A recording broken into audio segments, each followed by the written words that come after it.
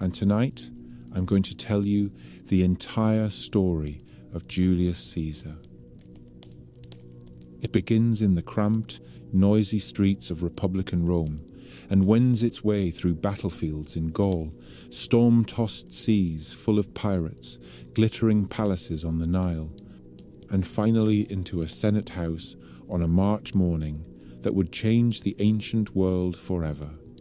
It is a story of ambition and loyalty, of friends who became rivals, of a man who reshaped a republic and then paid the price for it. Along the way, we will meet generals and orators, queens and conspirators, and see how one life ended up giving its name to emperors for centuries to come.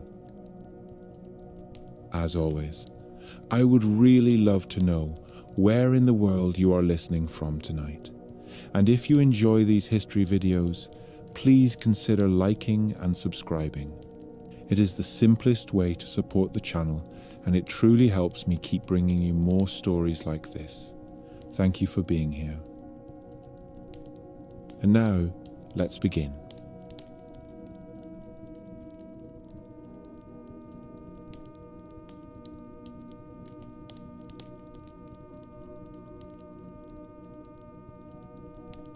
Rome at the start of the 1st century, before the Common Era, was a city that liked to think of itself as the center of the world, although it still looked rather improvised in places.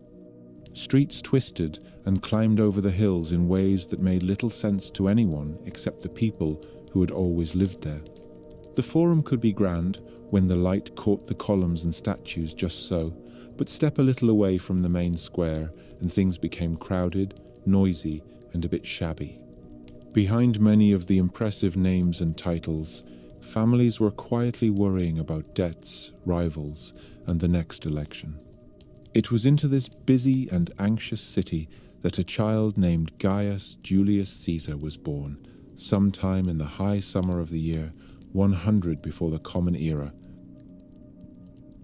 The family Caesar was born into, the Julii, were old Romans, which counted for a great deal in a society that venerated its past with almost religious intensity. The Julii belonged to the patrician class, those original families that tradition said had stood beside the first kings and then created the republic. They also cherished a particularly glittering claim. Their ancestors, so they said, included the Trojan hero Aeneas, and through him the goddess Venus. This was the sort of ancestral story that sounds suspiciously convenient, but in Rome it carried real weight.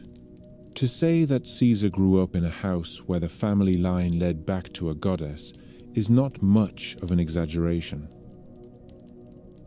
Yet for all that grand ancestry, the Julii were not at the top of the political heap. They had drifted a little from the center of power. There were richer families with more recent consuls, families with larger estates and longer lists of clients. Caesar's father, also named Gaius Julius Caesar, had achieved the office of praetor, an important position that involved presiding over courts and sometimes governing a province. It meant the family was respectable and firmly embedded in the senatorial class, but not one of the handful of clans who could assume that the highest offices would fall into their laps as a matter of course. Caesar's mother Aurelia came from the Aurelii Cottae, another well-regarded family. Ancient writers speak of her with unusual warmth. She appears as intelligent, strict in the Roman way, and very capable. In a culture where mothers arranged marriages, managed households, and often guided the early steps of political careers from behind the scenes, having someone like Aurelia at the center of the home was a great advantage. One can imagine the young Caesar learning early that it was possible to be both formidable and composed, and that real authority often spoke quietly. The wider family included a figure who loomed unusually large over the boy's early years. Caesar's aunt Julia was married to Gaius Marius, one of the most successful generals of his age. Marius had broken into the highest offices without the benefit of ancient patrician ancestry, relying instead on military victories and popular support. He reformed the Roman army, opening it to poorer citizens, and won famous campaigns against foreign enemies. In the house where Caesar grew up, the name of Marius was not just a name from public life. It was family. Stories about his victories and reforms were stories about an uncle. For a young boy listening at the edge of adult conversation, it must have been hard not to draw the conclusion that exceptional talent and determination could push a man beyond the place his birth had allotted to him. However inspiring Marius may have looked from inside the household, his career stirred up powerful opposition. Roman politics in Caesar's youth was becoming increasingly polarized. On one side were the optimates, senators who wanted power to remain in the hands of a narrow elite. On the other were the populares, politicians who appealed more directly to the assemblies of ordinary citizens. Marius and his allies, including men like Lucius Cornelius Cinna, were associated with the popular cause. Their opponents gathered behind another Lucius Cornelius, Sulla, a patrician general with a very different view of how the republic should be run. For a sensitive youngster, simply watching who came to dinner, who stopped calling, and who disappeared from view would have been an education in how fragile public standing could be. Caesar's father took up a provincial command in Asia on the eastern shores of the Aegean. The family spent time there, and the young Caesar had his first close encounter with the Greek world. Towns in Asia Minor were older than Rome, full of temples, theatres, and colonnaded squares. The language in the streets, the styles of dress, the rhythms of daily life, all would have seemed cosmopolitan compared to the rougher energy of Rome. It was an early reminder that Rome, confident as it was, stood within a much wider web of cultures and histories. For a boy who would one day think in terms of continents rather than hills, that experience mattered. When Caesar was still in his teens, his father died suddenly, reportedly while putting on his shoes one morning. With that small domestic moment, the young man became, in legal terms, the head of his household. In practice, it meant that Aurelia would now play an even larger role in running family affairs, while Caesar began to shoulder more responsibility and to think about how to turn the family name into something that matched its legendary origins. Roman boys of his class were educated in rhetoric, law, and history. Tutors drilled them in the art of speaking persuasively in public, in the stories of the early republic, and in the precedents that held the legal system together. Caesar proved gifted at this sort of thing. He absorbed history and language with ease and developed an early taste for the well-crafted sentence that could cut or soothe as needed. Meanwhile, the political storms in Rome intensified. The rivalry between Marius and Sulla turned into open conflict, complete with armies marching on Rome itself. That possibility had once been unthinkable. Roman soldiers were supposed to defend the Republic from foreign enemies, not bring war into the streets of their own city. Yet, that is exactly what happened more than once while Caesar was growing up. The city became a battleground of factions. Victories on the field were followed by purges at home, and lists of enemies were posted for elimination. Caesar's own position in this chaos was shaped by family loyalties. Through his aunt Julia and his mother's sympathies, he was associated with Marius and Cinna rather than with Sulla. In his later teens, he married Cornelia, Cinna's daughter, a match that confirmed this alignment. The union was a sensible political partnership and seems to have been a close personal bond as well. To the young couple, it likely looked like a step into a future in which their side would share in power. To Sulla, when he emerged as the dominant figure after seizing control, it looked like dangerous defiance. Once Sulla had the city, he embarked on a brutal tidying up of his enemies. The prescriptions that followed were chillingly simple. Lists of names were posted, and anyone whose name appeared could be killed with legal impunity, their property confiscated by the state. Friends and relatives who tried to protect them were also at risk. In that climate of fear, Sulla ordered Caesar to divorce Cornelia. Obeying would have been the safe course. Many others accepted similar orders and separated from spouses and allies to save themselves. Caesar refused. It is one of those moments that reveals something about a character that later events only confirm. He chose loyalty to his wife and his connections over obedience to the man who currently held almost absolute power. Sulla responded by stripping him of his priesthood and property and adding his name to the list of those to be hunted. Caesar left the city, keeping ahead of the men sent to arrest him, helped along by friends of his family who were willing to risk their own standing to intercede. Some sources report that Sulla eventually allowed Caesar to go into a safer kind of exile, grumbling that in this young man there were many Mariuses. The line may have been polished in hindsight, but the idea that Sulla sensed something troublesome and exceptional in Caesar rings true. With Rome a dangerous place, Caesar looked to the one arena where a man of noble birth could still build a career without immediately antagonizing the ruling faction. He went to serve in the army in Asia Minor. Military service suited him. He had physical courage and a clear head in danger, and he had already learned from watching Marius what a successful general could become in Roman society. In the campaign that included the siege of Mytilene on the island of Lesbos, Caesar distinguished himself enough to receive the Corona Civica. The civic crown was not a trinket. It was woven from oak leaves and was awarded for saving the life of a fellow citizen in battle. The recipient had the right to wear it at public events, and every Roman who saw it was reminded that this was a man who had risked his life for others. For an ambitious young aristocrat, it was both a sign of valor and a useful piece of stage dressing.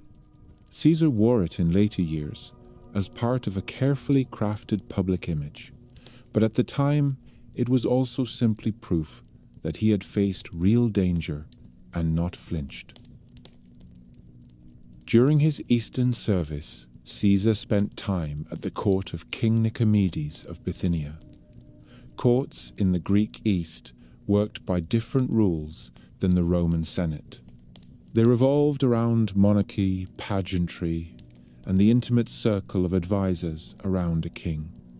Caesar watched how flattery, gifts, and ritual were used to cement loyalty.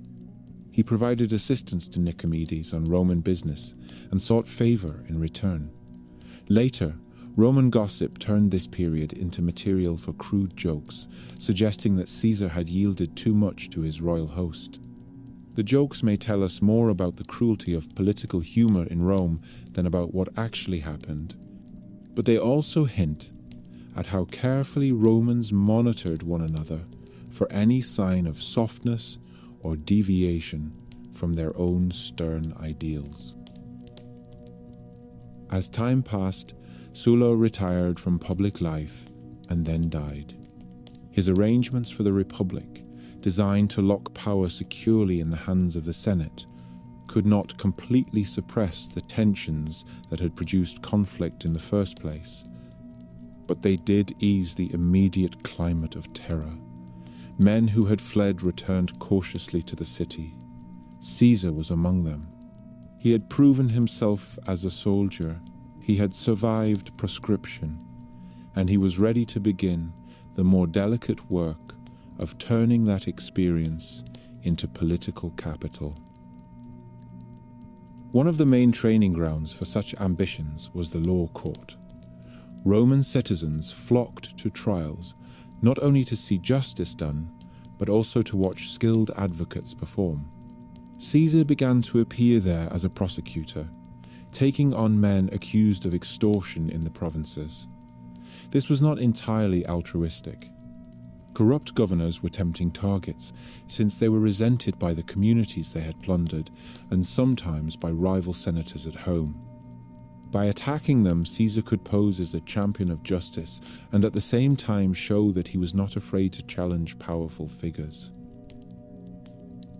His style as an orator was described as energetic and controlled, with a clear and elegant Latin that impressed listeners even when they disagreed with his arguments. He was not yet the most celebrated speaker in Rome. That title belonged to men like Cicero, but he was already making people take notice. In a city where careers were built and destroyed in front of crowds, being memorable was essential. Caesar also showed a flair for generosity.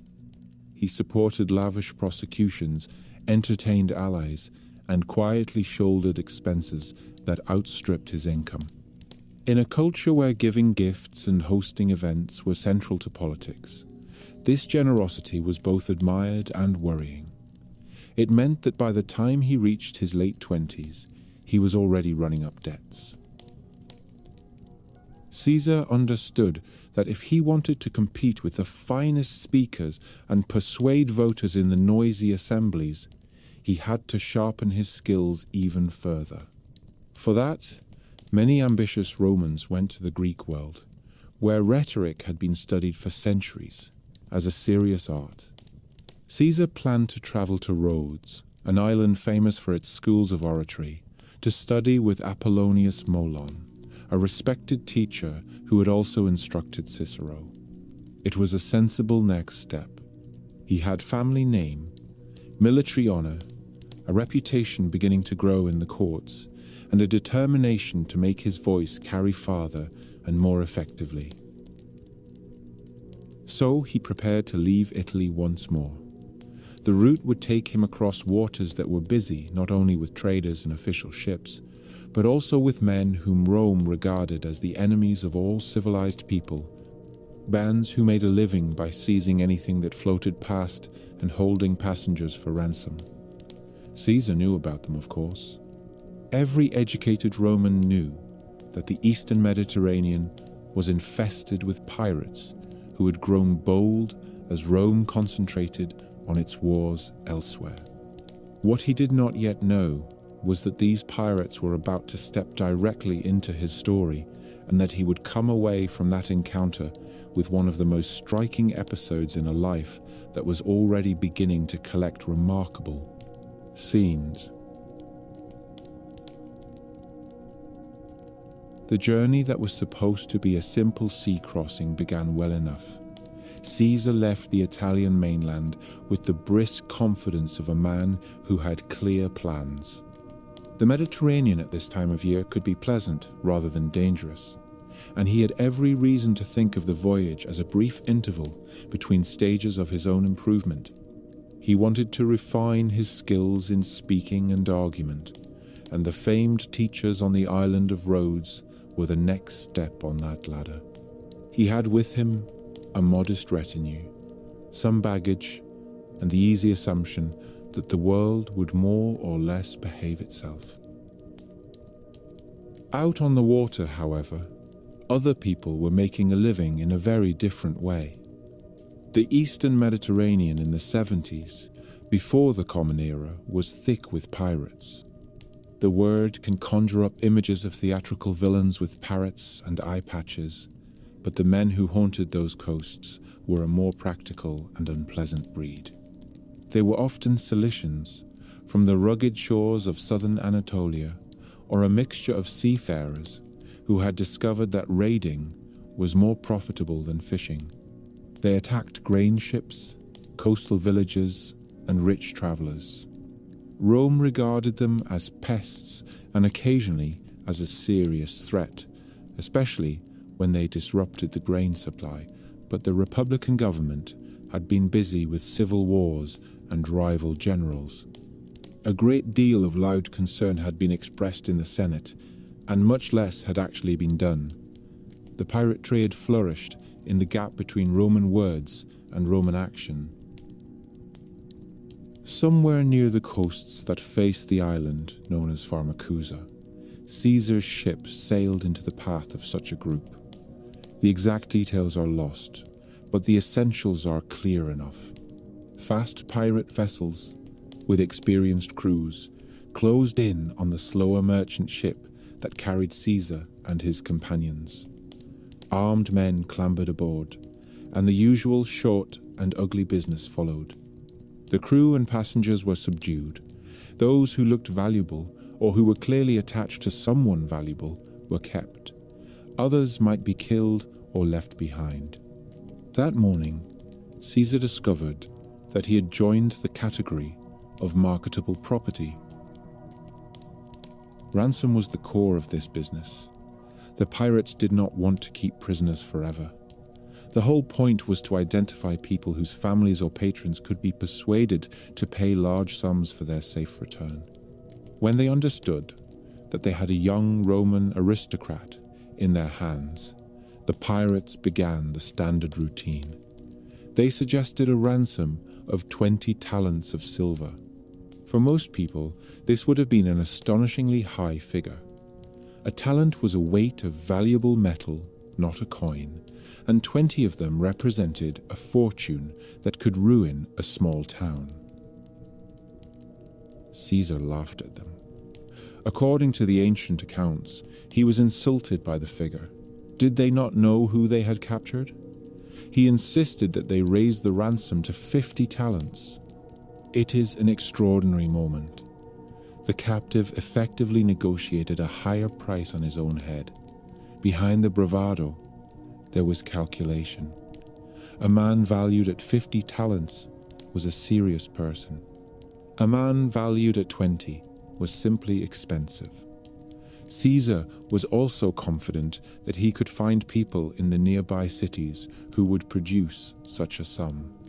His friends and clients in the region, together with his own credit as an ambitious nobleman, would cover the cost. The pirates agreed. They were hardly going to argue against more silver. Caesar sent some of his companions ashore to visit the city of Miletus and other friendly communities and to gather the money. That left him on the island in the company of about 37 seasoned criminals.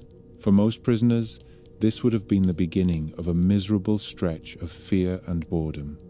For Caesar, it became something very different. He treated the pirate camp as though it were a slightly uncouth country villa where he had chosen to spend some time. He moved about freely, ate at the same tables, and joined in their games and exercises. He did not slump or cower. He behaved as if he were the one who had invited them. When he wanted to sleep, he told them to be quiet. When they were noisy late into the night, he scolded them. The odd thing is that they listened. The force of his personality, and perhaps the novelty of having such a guest, took much of the menace out of their relationship.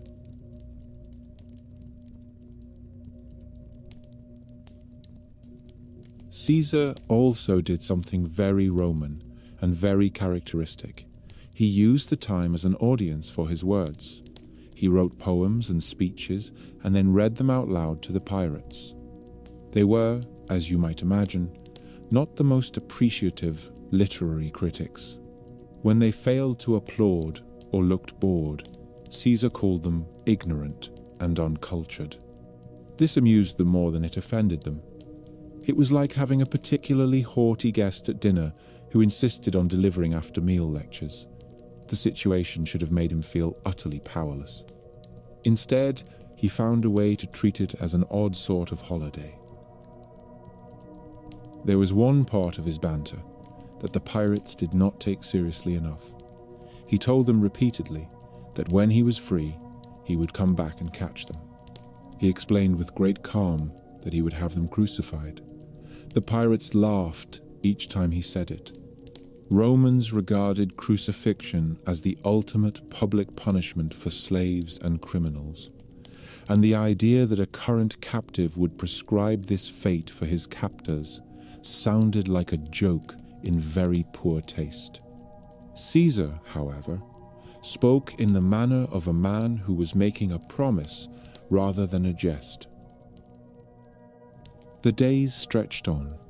Ancient sources give a figure of about 38 days in captivity.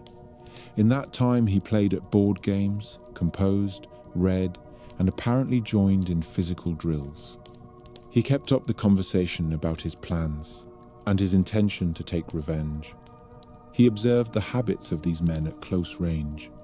He saw how they organized their guard shifts, where they kept their ships, how they divided loot. For someone with a trained eye for advantage, this was not wasted observation. Meanwhile, his companions were scurrying along the coast, pressing friends and allies for funds. 50 talents did not materialize easily. Cities like Miletus had their own needs and their own resentments about pirate raids. At the same time, they understood that helping a rising Roman noble could bring rewards later. Caesar's own credit was another source.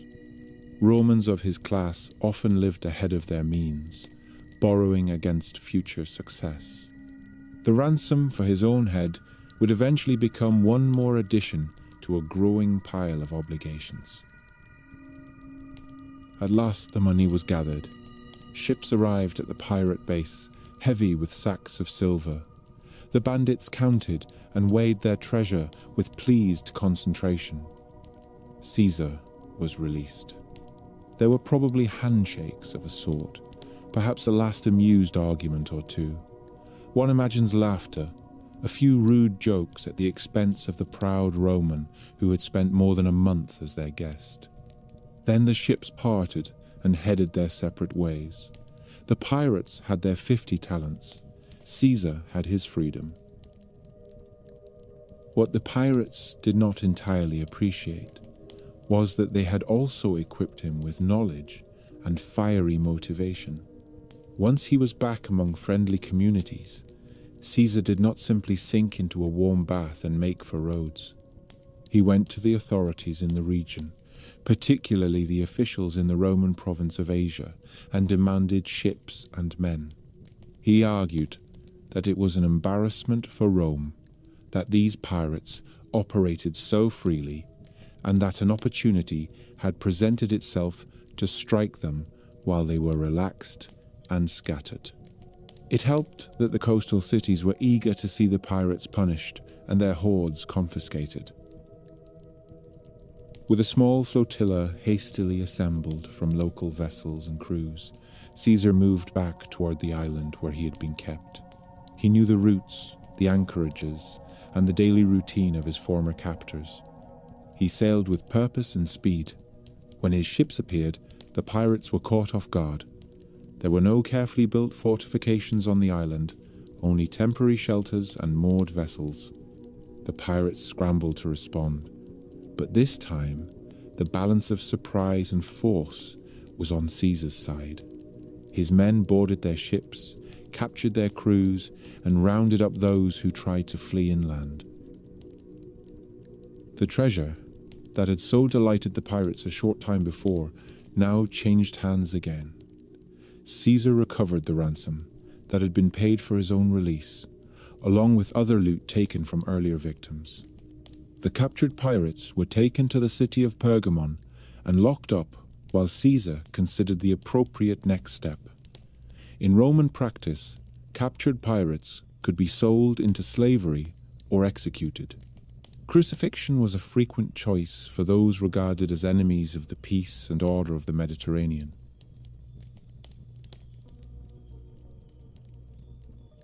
Caesar approached the local governor, a man named Julius, and urged him to carry out the executions. The governor hesitated. He was perhaps concerned about legal niceties, or possibly about the prospect of killing a large group of men without a clear directive from higher authorities. Whatever his reasons, he dragged his feet. Caesar, who had not forgotten his very explicit promises, grew impatient. In the end, he took matters into his own hands. He ordered that the pirates be brought out and crucified along the coast. The line between justice and vengeance blurred here in a way that was very Roman. These men had robbed, abducted, terrorized, and disrupted trade. They were exactly the sort of outlaws for whom the most severe exemplary punishment was reserved. At the same time, Caesar was settling a personal score. He did make one concession to a gentler instinct. Before the crosses were raised, he had their throats cut, sparing them the full lingering agony that crucifixion was designed to inflict. It was a small mercy, but a real one. In that grim row of bodies we see a complex figure. The young aristocrat who had laughed in their faces and read them his poems was not simply playing a charming game. He had meant every word of his threat. When circumstances allowed, he acted with speed and relentless determination.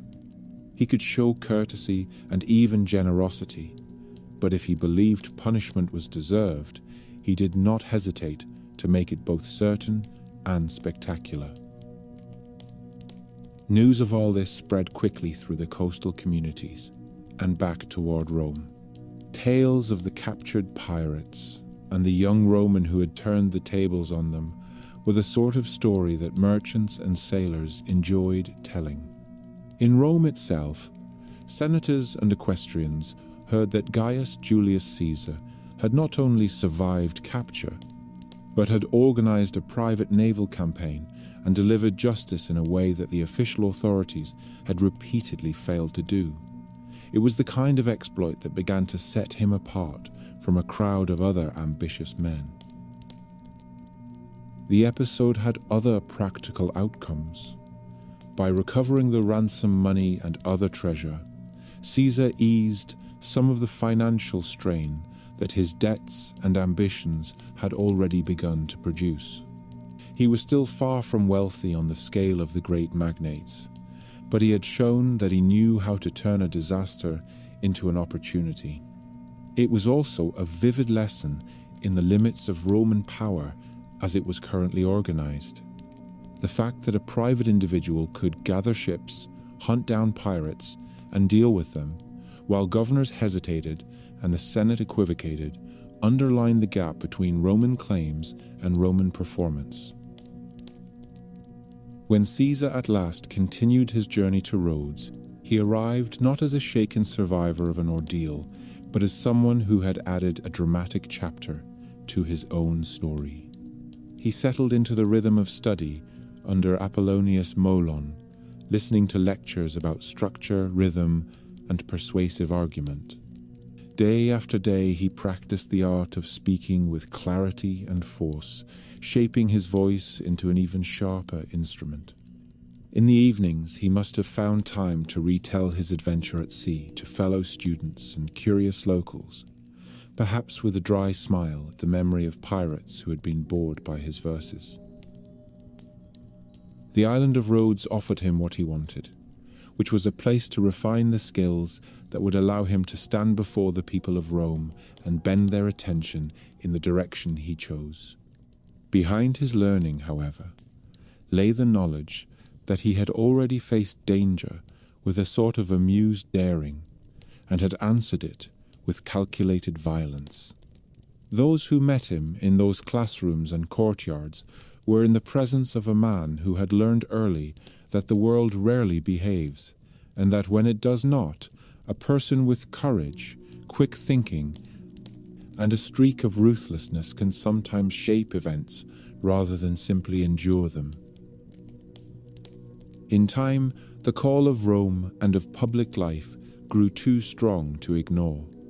The city where elections were held, laws debated, and reputations made waited for him. Somewhere behind the noise of the assemblies and the marble of the temples, There was space for a man who could command both soldiers and sentences. Caesar turned his gaze back toward Italy and began to plan his return. When Caesar returned from his time of study in the Greek world, he did not come back as a restless youngster drifting between possibilities. He came back with a clear sense of his own talents and a sharpened set of tools. He had seen how arguments could be constructed and dismantled, how a simple turn of phrase could provoke laughter or indignation, and how a speaker could move a crowd from suspicion to enthusiasm in a few careful steps. Rome was the stage on which these skills mattered most, and it was waiting for him with its usual mixture of opportunity and danger. The Republic at this point was in an uneasy mood. The reforms left in place by Sulla had strengthened the formal powers of the Senate, but the unrest that had produced civil war had not disappeared. Italians outside the city still felt their grievances. The urban poor still resented their dependence on the generosity of great patrons. Ambitious aristocrats still looked for ways to step around the limits that tradition placed in their path. Caesar, with his family connections and his own experience of the rougher edges of politics, understood this landscape more clearly than most. His first steps back in public life were modest in outward appearance. He held junior positions that allowed him to learn the internal workings of the state and to be seen by those who mattered. One of his earliest important offices was as a military tribune. This was a role attached to the legions rather than to the Senate, and it gave him experience in managing soldiers and dealing with the small but constant decisions that come with command. For someone whose future would be so closely tied to the loyalty of troops, it was a useful apprenticeship. At the same time, he began to associate himself more openly with politicians who wanted to undo some of the restrictions that Sulla had placed on the popular assemblies and their tribunes. Supporting the restoration of powers to those tribunes was a way of presenting himself as a friend of the common citizens, without openly challenging the entire Sullan settlement. It was a careful step, not a reckless leap. The move of a man who understood that long-term success in Rome required both bold gestures and a sense of timing. In the year 69, before the Common Era, Caesar was elected quaestor. The quaestorship was the first of the traditional steps on the ladder of public office. It involved financial responsibilities, often in the provinces, and automatically gave him a seat in the Senate. Caesar was assigned to serve in Hispania, the Iberian Peninsula that Rome had been slowly absorbing over nearly 2 centuries. Spain was a long way from Rome, both in distance and in atmosphere. The land varied from fertile river valleys to rugged highlands, and Roman control was a patchwork of colonies, allied cities, and regions that were only nominally under the Republic's authority. As quaestor, Caesar dealt with accounts, supplies, and the endless complications of provincial administration. It was not glamorous work, but it taught him how the empire functioned outside the capital, and how decisions made in the Curia affected real communities at the edges of Roman power. There is a famous story from this period that says more about his inner life than a stack of official reports ever could. At the southern tip of the peninsula, near the town of Gades, there stood a temple of Hercules with old statues and dedications. Among them, according to later writers, was an image of Alexander of Macedon. Caesar, visiting the sanctuary, paused before the statue and contemplated the fact that at about the same age, Alexander had marched through Asia, conquering kingdoms, while he was still only a provincial quaestor balancing ledgers and writing letters, The story has him bursting into tears and confiding to a companion that he was deeply dissatisfied with how little he had achieved. Even if the incident was embellished in the telling, it captures something important. Caesar did not measure his progress against the careers of ordinary senators. He measured it against the most dazzling conquerors of the past, where others might have been content to say that they were on track and doing rather well. He looked at his position and saw only delay. This hunger did not make him careless in his duties. The quaestorship passed without scandal, and he returned to Rome with the necessary experience and the formal entry into the Senate, but also with a restless determination that would shape his choices. The year of his quaestorship was marked by personal loss. His wife, Cornelia, died, leaving him with their young daughter, Julia. In the same period, his aunt Julia also passed away. Both funerals became public events. Roman funerals for prominent people were not quiet family affairs. They were opportunities to remind the living of the achievements of the dead and of the virtues they represented. The orations that accompanied such ceremonies were among the most important performances a man might give in his whole career. Caesar delivered the eulogy for his aunt in front of a large crowd. In doing so, he reminded everyone of her marriage to Gaius Marius and of the services that Marius had rendered to Rome. At a time when the Senate still edged nervously around the memory of that turbulent figure, it was a bold choice. He went further and allowed images of Marius to appear in public processions. These had been removed during Sulla's ascendancy, almost treated as though they were infected objects. Bringing them back was a neat piece of political theater. It advertised his loyalty to his kin and to the popular cause, and it signaled to veterans of Marius and his supporters that there was a young member of the Julian clan who had not forgotten them. At Cornelia's funeral, he struck a different tone, speaking more personally about her virtues and their life together.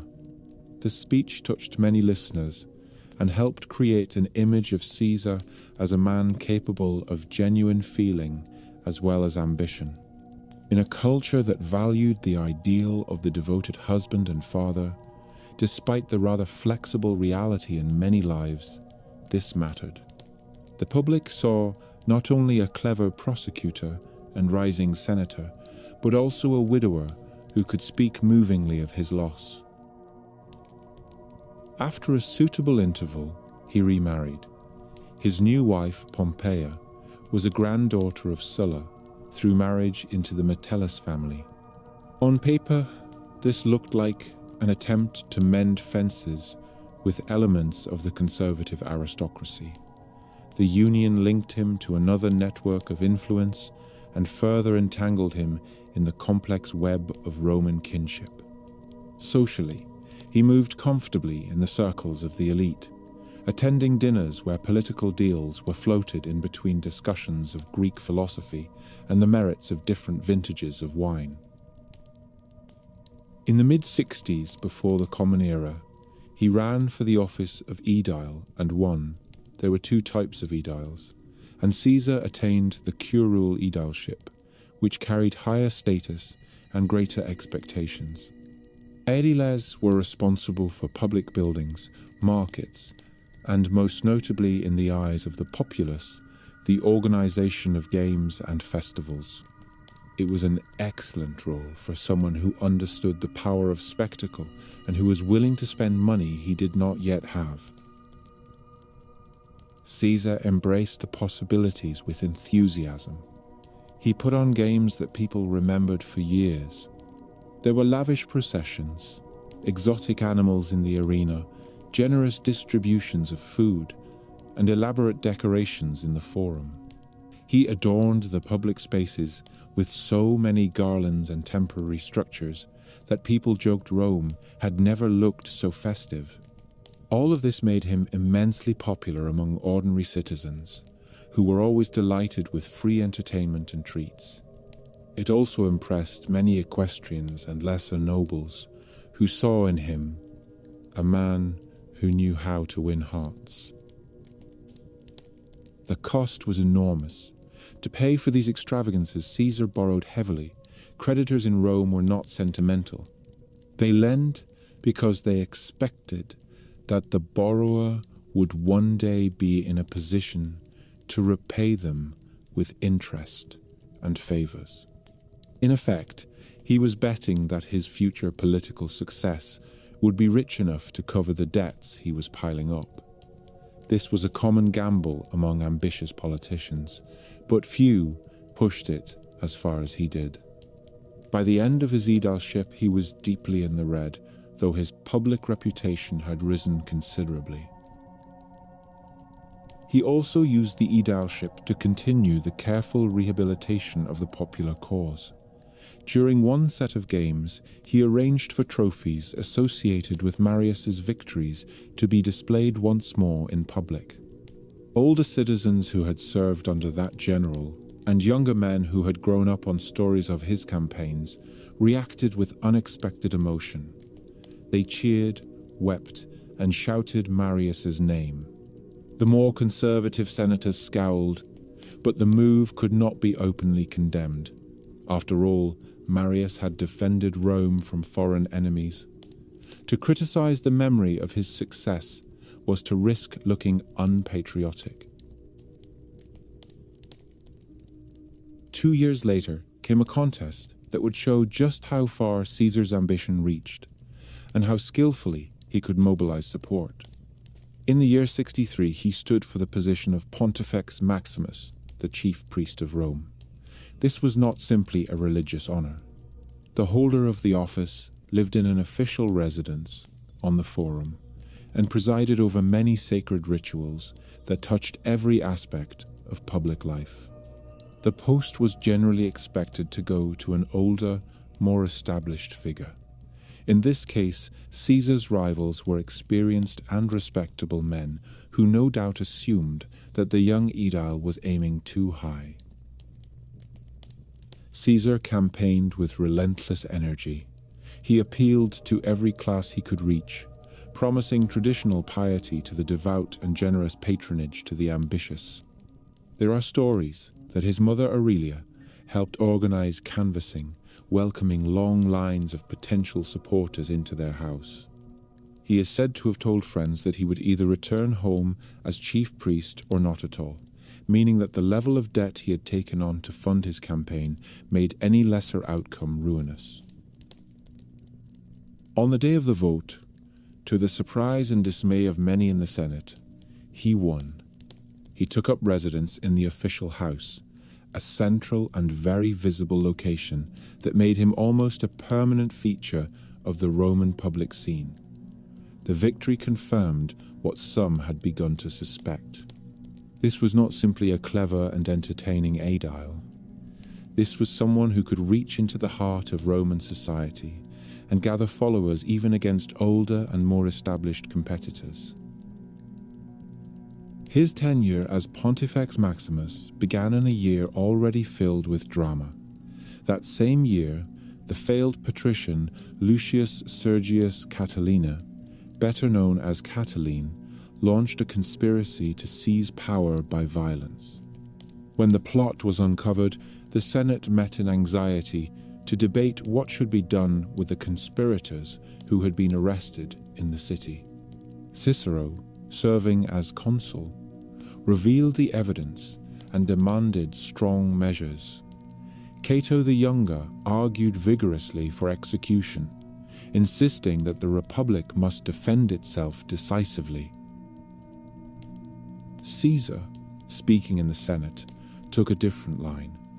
He acknowledged the danger, but warned against setting a precedent of killing Roman citizens without trial in the proper assemblies. He proposed that the conspirators be imprisoned in distant Italian towns instead. His speech was calm and carefully reasoned.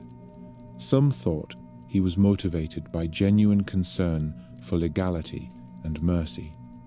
Others suspected that he simply preferred to avoid giving the state such a dramatic example of bypassing normal procedures in case he himself might one day be the target of emergency measures. Whatever his motives, the episode showed him as a man willing to stand against a wave of anger and argue for a more measured response. The Senate ultimately voted for execution, swayed by Cato and the urgency of the moment. The conspirators were strangled in the Tullianum prison, yet the memory of Caesar's stand lingered. Friends of liberty admired him for trying to restrain fear. Enemies muttered that he had been too soft on dangerous men. It would not be the last time that events in that chamber would be revisited and reinterpreted as his career advanced. In the next year, he served as praetor, an office that placed him among the senior magistrates and gave him responsibility for major cases and sometimes public order. He performed his duties without major incident, but with the same restless energy that marked his other roles. It was during this period that a scandal erupted that touched his private life and caused much amusement and outrage in the city. The rites of the Bona Dea, the good goddess, were performed each year in the house of a magistrate, attended only by women. Men were strictly forbidden from being present. In the year 62, the ceremony took place in the house of Caesar as Pontifex Maximus. His wife Pompeia hosted the event along with other prominent women. During the rites, a young nobleman named Publius Clodius reportedly disguised himself as a woman and slipped into the house, perhaps in an attempt to pursue a romantic encounter, perhaps as part of some reckless prank. He was discovered, and the resulting uproar was intense.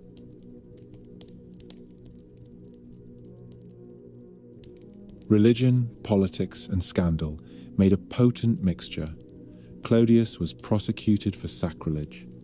Caesar claimed that he knew nothing about the intrusion, which may well have been true, but the affair made his household the subject of endless gossip. In the end, although Clodius escaped conviction through dubious means, Caesar decided to divorce Pompeia. When asked why, if he believed she was innocent, he gave a succinct explanation that Romans never forgot. He said that his wife must be free from suspicion. It was a neat expression of the idea that those who live in the center of public life are judged not only by their actions, but also by what others can plausibly imagine about them.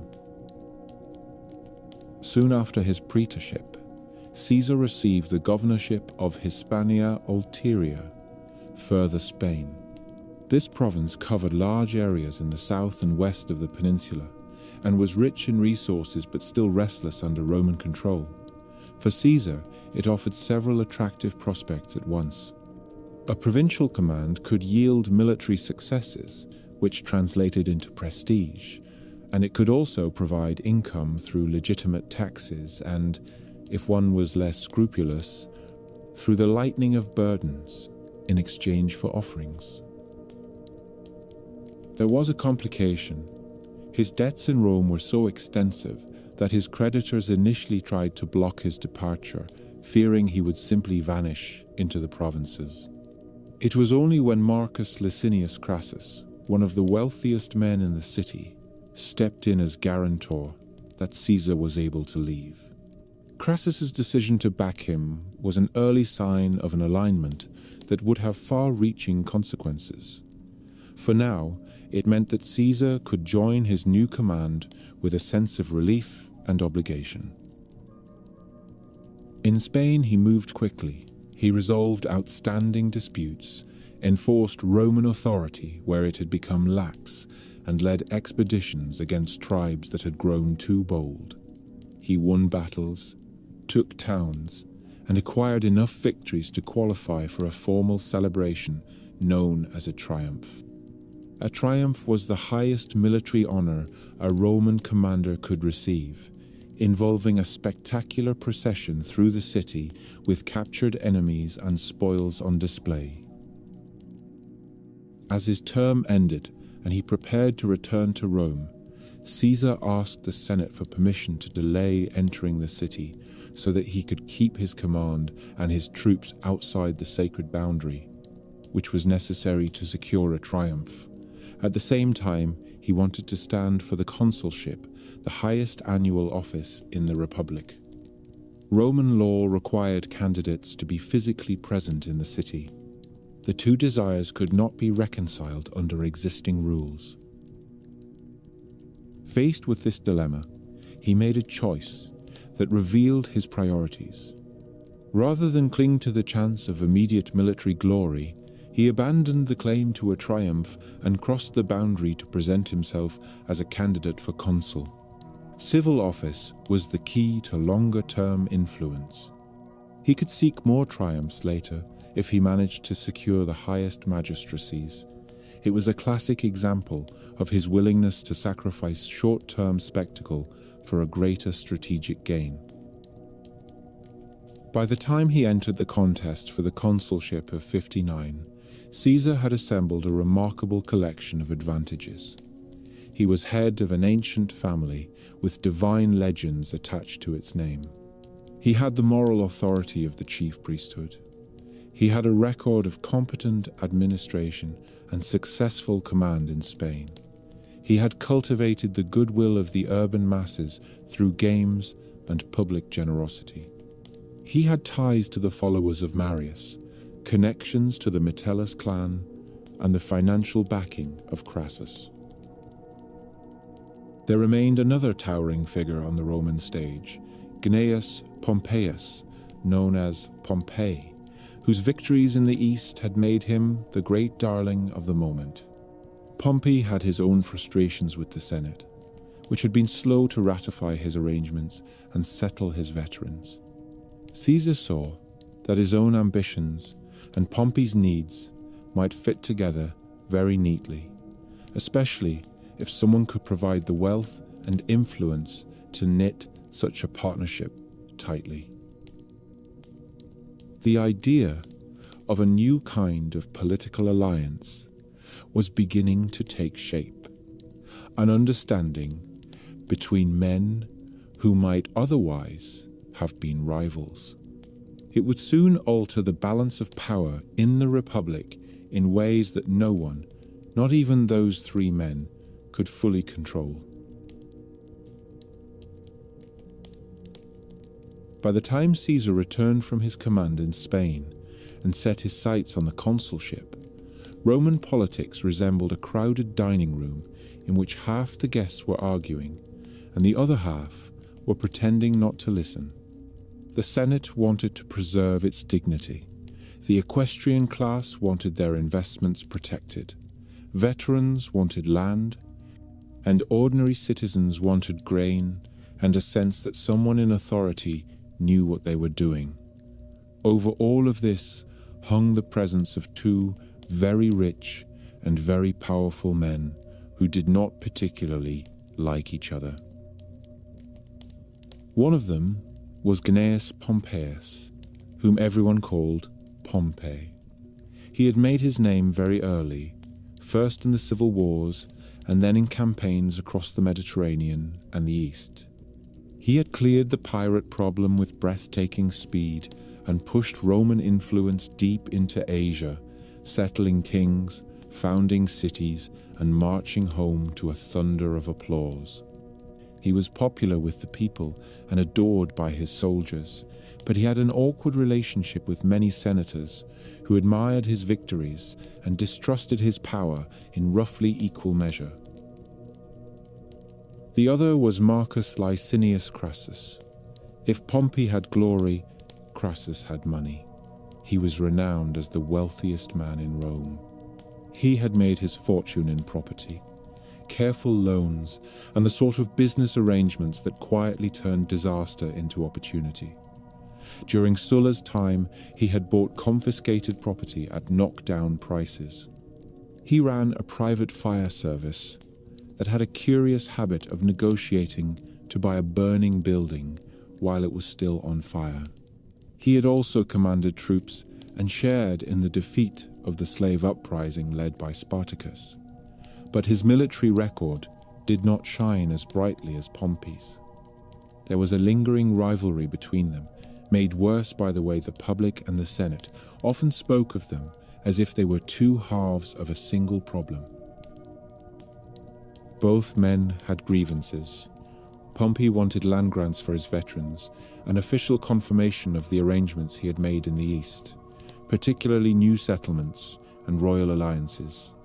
Crassus wanted relief for the tax farming companies, many of which were owned by his equestrian associates and clients, who had bid too high on contracts in Asia and now faced ruin. The Senate, wary of being seen as bending to pressure from celebrity generals and wealthy financiers, delayed, watered down, or blocked these measures. Into this tangle stepped Caesar, preparing his bid for the consulship for the year 59. He was ambitious, heavily in debt, and very clear-eyed about the fact that success in Roman politics depended on assembling coalitions. He could see that Pompey and Crassus, although they cordially disliked one another, wanted many of the same things. He could also see that each feared the other enough to hesitate about acting alone. It took a certain kind of nerve to suggest that they might work together. Caesar had that nerve.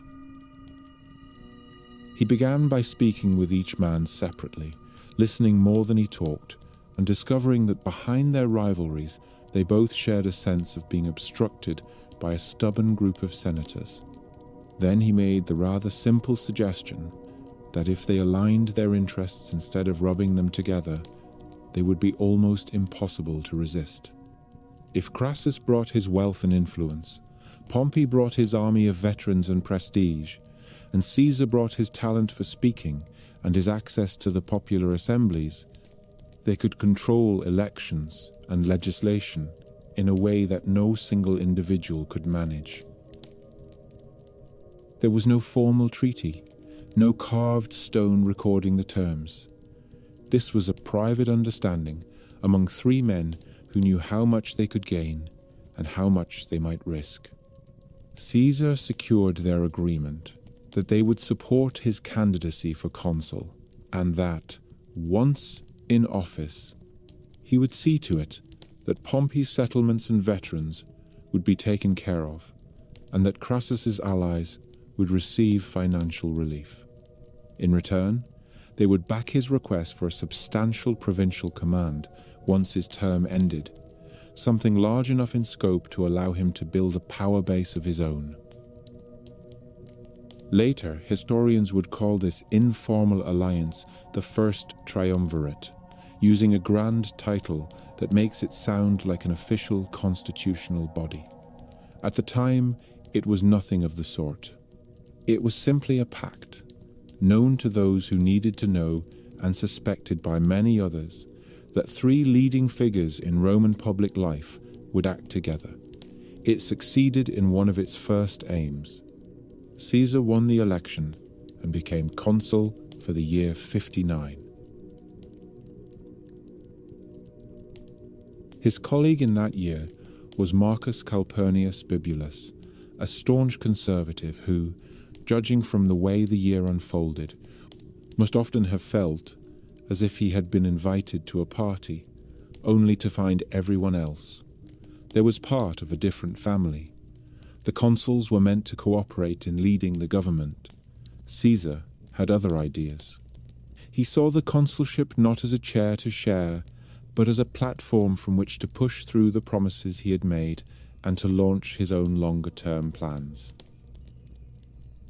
The most immediate task was to secure land for Pompey's veterans. Many soldiers who had campaigned in the East had been promised plots on their return. Such grants were a standard part of Roman military practice. They rewarded service, planted loyal colonists in strategic places, and pleased the generals who could present themselves as benefactors. The difficulty was always the same. Land did not appear from nowhere. Existing owners, especially wealthy ones, had a habit of resenting being turned out. Caesar proposed a land law that would use public land in Italy and funds from the Eastern campaigns to provide farms for the veterans and some poorer citizens. He insisted that the terms were moderate and fair. The Senate, alerted by conservative leaders, argued that the measure was a populist attempt to buy support and that it might unsettle property rights. When it became clear that the Senate was going to block the proposal or strip it of meaning, Caesar took it to the popular assembly. As consul, he had the right to present laws to the people. In the forum, surrounded by crowds, he asked whether they supported his proposal. Pompey and Crassus were present and expressed their approval openly. Many citizens cheered. When Bibulus tried to proclaim that he was observing unfavorable omens, a traditional way of halting public business, he was jostled and driven back by the crowd. The law was passed amid shouting and confusion. It was a decisive moment. Caesar had made it clear that when the Senate would not cooperate, he was willing to appeal directly to the people. From that point on, the year became a contest between him and the conservative bloc. Bibulus tried repeatedly to use his religious authority to declare days invalid for public meetings. At one point, he retreated from active public life altogether, announcing that he would spend the rest of his term observing the sky for signs from the gods. It was an act of protest, intended to underline his view that Caesar was trampling sacred procedure. Instead, it made him look ineffectual. Romans with a taste for sharp humor began to say that the year was not the consulship of Caesar and Bibulus, but of Julius and Caesar, as if one man had managed to hold both offices. Caesar did not limit himself to land reform. He arranged for Pompey's eastern settlements to be confirmed, giving legal security to the cities and kingdoms that had come under Roman influence during his campaigns. He pushed through arrangements that eased the strain on the tax contracts in Asia, which pleased Crassus and the equestrian companies. He required provincial governors to publish detailed accounts before and after their terms, in an effort to make extortion more visible. Some of these measures were practical reforms. All of them increased the sense that he was on the side of those who had felt blocked by senatorial obstruction. Marriage served as another kind of glue within this alliance.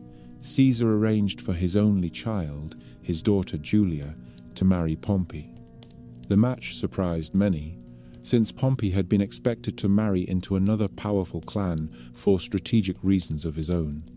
Julia was much younger than Pompey, but by all accounts the marriage was affectionate as well as political. At the same time, Caesar married again, taking Calpurnia, the daughter of Lucius Calpurnius Piso, as his wife. Piso would later become consul and serve as an ally. Family life in Rome was rarely simple. Here, it intertwined with political calculation in a way that would have lasting consequences. As his term as consul drew to a close, Caesar addressed the matter that mattered most to him personally. He did not want the usual short and modest provincial assignment that followed for many consuls. He wanted something that would allow him to command several legions for a considerable period. With support from Pompey and Crassus, and with the help of a compliant tribune, Publius Vatinius, a law was passed that granted him command over Cisalpine Gaul and Illyricum for 5 years, along with a number of legions funded by the state. Later, Transalpine Gaul was added as well. These territories were not quiet backwaters. Cisalpine Gaul, the region of northern Italy beyond the river Rubicon, was vital to the security of the peninsula. Illyricum, along the eastern Adriatic coast, was strategically important and occasionally volatile. Transalpine Gaul, beyond the Alps, bordered lands that were restless and sometimes hostile. With these provinces came the opportunity for campaigns, discoveries, and immense expansion of both Roman power and Caesar's personal standing. When his consulship ended, he left Rome under a cloud of resentment in the Senate and a great deal of enthusiasm among his supporters. His enemies muttered about the legality of his arrangements. His allies toasted the arrangement that sent him away with an army and left Pompey and Crassus to manage affairs in the city. None of them could fully foresee how completely the balance of power would tilt in the decade to come. While Caesar marched north to take up his new duties, politics in Rome continued its usual frantic dance. Street politics became more violent, with gangs associated with men like Clodius and Milo battling in the Forum and on the roads. Pompey remained a central figure, acting as a sort of informal guardian of order, while Crassus maintained his networks of influence and wealth. For a time, the alliance held in a loose fashion. Each man had his own sphere. Caesar was in Gaul, writing letters, sending reports, and building a reputation with each success. Pompey stayed in Italy, managing courts and law and acting as the visible face of authority. Crassus watched the world with a calculating eye, aware that he was now the least celebrated of the three in military terms. By the mid-50s, strain began to show. The death of Julia, who died in childbirth, removed a gentle human bridge between Caesar and Pompey. The loss was personal and political. Pompey had genuinely cared for her, and her presence had softened tensions between her father and her husband. Without that family connection, it became easier for men around them to whisper suspicions and to encourage rivalry. At the same time, the triumphs of Caesar in Gaul were starting to overshadow Pompey's earlier achievements in the public imagination back in Italy. News of the crossing of rivers, the subduing of tribes, the building of bridges and forts, and the extension of Roman borders stirred the popular imagination. Caesar's commentaries, carefully written and circulated, encouraged this fascination. Pompey, who had once been the unrivaled darling of the Roman crowd, now shared the spotlight with a man who was still away but whose deeds were spoken of daily. Recognizing that their arrangement needed attention, the three men agreed to meet in person at the town of Lucca in northern Italy in the year 56.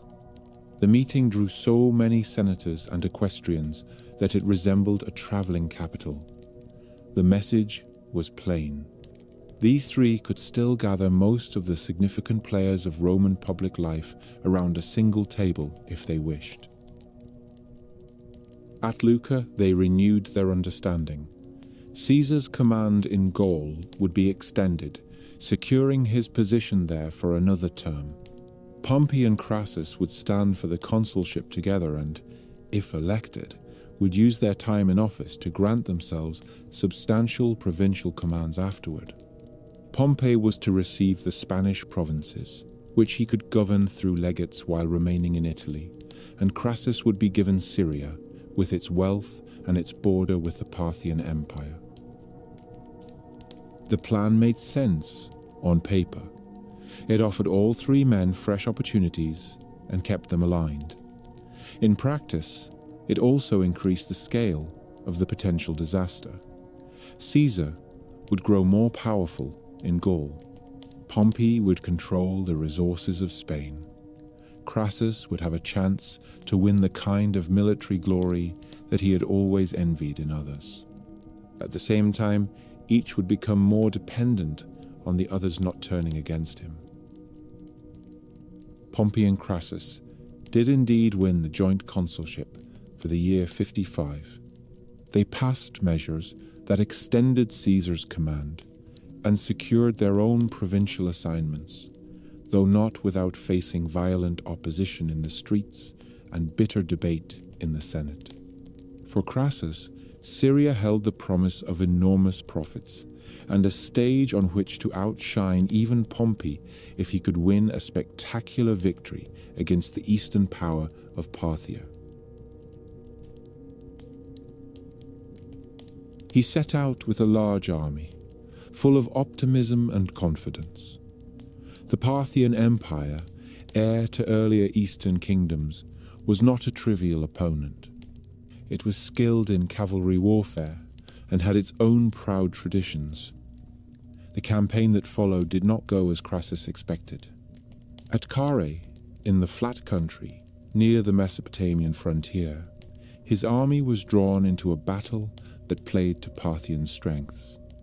Their horse archers harassed the Roman legions, staying out of reach and wearing them down with showers of arrows. Heavy cavalry delivered sudden, crushing charges. Roman square formations, so effective against many enemies, found themselves surrounded in a wide open landscape.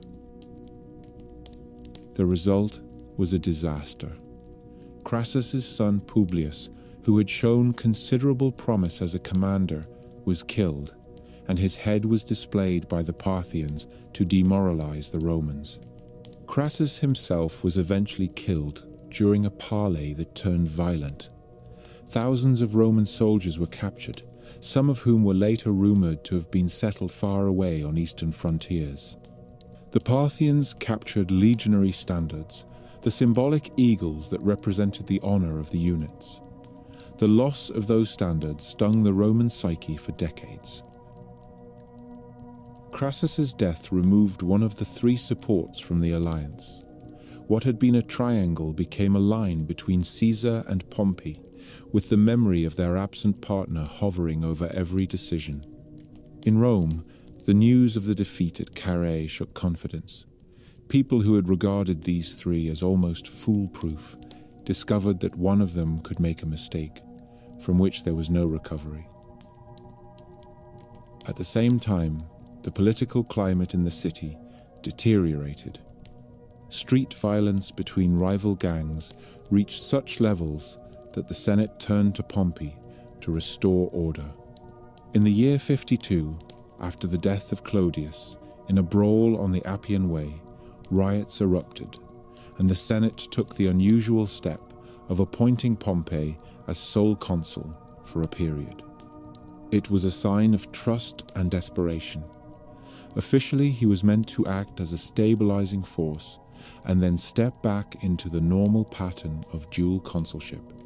Unofficially, he now stood in a position of unrivaled authority within Italy. Pompey used his time as sole consul to pass laws concerned with public order and elections. He also tightened links with conservative senators by marrying Cornelia, the daughter of Metellus Scipio, who would later share the consulship with him. The personal connection that had once tied him to Caesar through Julia was gone. In its place were new bonds with men who regarded Caesar's growing power with alarm. Meanwhile, Caesar continued to campaign in Gaul, sending back reports, wealth, and occasional gifts to friends in Rome, but remaining physically separated from the center of politics. His enemies, gathered around men like Cato and increasingly around Pompey's circle, began to argue that his term of command should end and that he should return to Rome as an ordinary private citizen to face whatever prosecutions might be brought against him. They knew that once he crossed the boundary without his legions, he would be vulnerable. They also knew that as long as he remained in Gaul with his loyal troops, he could not easily be compelled to accept their terms. What had begun some years earlier as a clever arrangement between three ambitious men had now turned into something very different. One was dead in the east, his dream of surpassing the others scattered with his army on a distant plain. One stood in Rome, at the head of the Senate's efforts to preserve the existing order. The third watched from the northern provinces, weighing letters and edicts and quietly counting the number of soldiers who would follow him wherever he chose to go. The first triumvirate, which had seemed to gather the strands of Roman power into a single braided rope, was unraveling. The outcome of that process would be decided not in the Senate House, but on fields far from the city and on a frontier river that marked the edge of Italy itself. When Caesar took up his new command north of Italy, he stepped into a world that Romans still thought of as half foreign and half opportunity. Beyond the tidy line of the river Rubicon and the Alpine passes, lay a patchwork of peoples whom Romans grouped under the convenient label of Gauls. In reality, there were dozens of tribes with their own languages, loyalties, and grudges, living in forests, river valleys, and fortified hill settlements. Rome already controlled northern Italy, up to the Alps, and it claimed influence in parts of southern Gaul, where Greek colonies dotted the coast. But the lands beyond were not yet securely bound into the Republic's complicated embrace. For an ambitious governor with several legions at his disposal, this frontier was a stage on which reputation and riches could be made very quickly. Caesar inherited a situation that was already tense. One of the first problems to land on his desk came from a people called the Helvetii. They lived in the region that would one day be known as Switzerland, in valleys and mountain slopes that were beautiful in a rugged way and difficult for farming. According to Caesar's account, their leaders decided that their homeland was too cramped and that they would all migrate west in a vast, organized movement to seek roomier lands near the Atlantic. They burned their villages and crops behind them to prevent any thought of turning back and set out with families, wagons, and herds, a human river that threatened to roll across Roman routes and allied territories. The Helvetian plan might have sounded reasonable in the Longhouses, where it was first discussed. From the Roman point of view, it looked like a disaster in the making. A mass migration of armed people could destabilize every region it touched. Allies might be trampled or tempted. Trade routes could be blocked. Caesar saw both risk and opportunity. If he could stop this moving nation and direct its people where he wished, he would not only protect Roman interests, but also display his usefulness in dramatic fashion. He moved quickly to block the easiest routes through the Roman province, along the river Rhone, building earthworks and a stout barrier from the river to the lake at Geneva. Then, when the Helvetii tried alternative paths, he trailed them, harassed their columns, and looked for a decisive way to halt them. The clash came near a place called Bibracte. The Helvetii, who were experienced fighters, formed their wagons into a defensive circle and prepared to resist. Caesar deployed his legions carefully, using the discipline and flexibility of the Roman line to press the Gauls from several directions. The battle was hard fought, with the Romans advancing uphill at one point and the Helvetii counterattacking with stubborn courage. In the end, the Roman formations held and ground their opponents down. Caesar pursued the survivors, forcing surrendered groups to give hostages and agree to his terms. He then ordered the Helvetii to return to their original lands, which would now serve Rome as a useful buffer zone on the frontier. The decision neatly solved the immediate issue and created a living wall between the province and other restless tribes. Hardly had the dust settled from this migration when another problem arose, this time from across the river Rhine. A Germanic ruler named Ariovistus had brought his warriors west into Gaul at the invitation of certain tribes who wanted help against their neighbors. Once established, Ariovistus showed no intention of leaving. He demanded land, tribute, and hostages, and his growing presence frightened both Romans and Gauls. The Roman Senate had once recognized him as a friend and ally when it suited them. But by the time Caesar reached his provinces, that recognition had become a liability. Caesar summoned Ariovistus to negotiations, speaking as the representative of a power that claimed to arbitrate disputes in the region. Ariovistus refused to come, then agreed to meet under heavily controlled conditions, and finally made it clear that he considered Gaul his hunting ground as much as Rome's. The mood between the two men hardened. When news spread that Ariovistus was moving his forces and threatening Roman allies, Caesar called a council of war. Some of his officers, unsettled by tales of German ferocity and the unfamiliar fighting style of their long-haired enemies, were less than enthusiastic.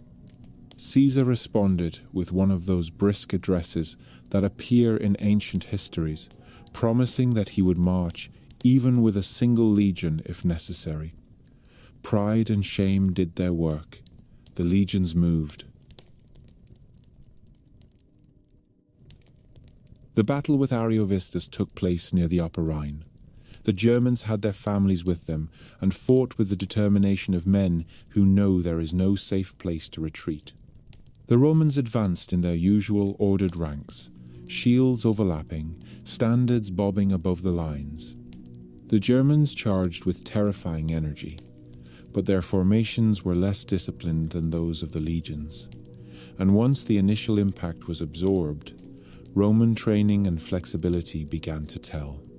Caesar shifted reserves to threatened points, encouraged his officers by name, and gradually turned the struggle into a rout. Ariovistus escaped across the Rhine with a handful of followers. Many of his men died. All were scattered. The message to both Gauls and Germans was clear. Rome would not permit a rival power to set up shop in its near abroad. With these early campaigns, Caesar established two important things. First, he showed that his presence meant a change in the balance of power in Gaul. Tribes that had long feuded with one another now had to calculate how their choices would look in the eyes of a Roman commander who seemed to arrive wherever trouble was thickest.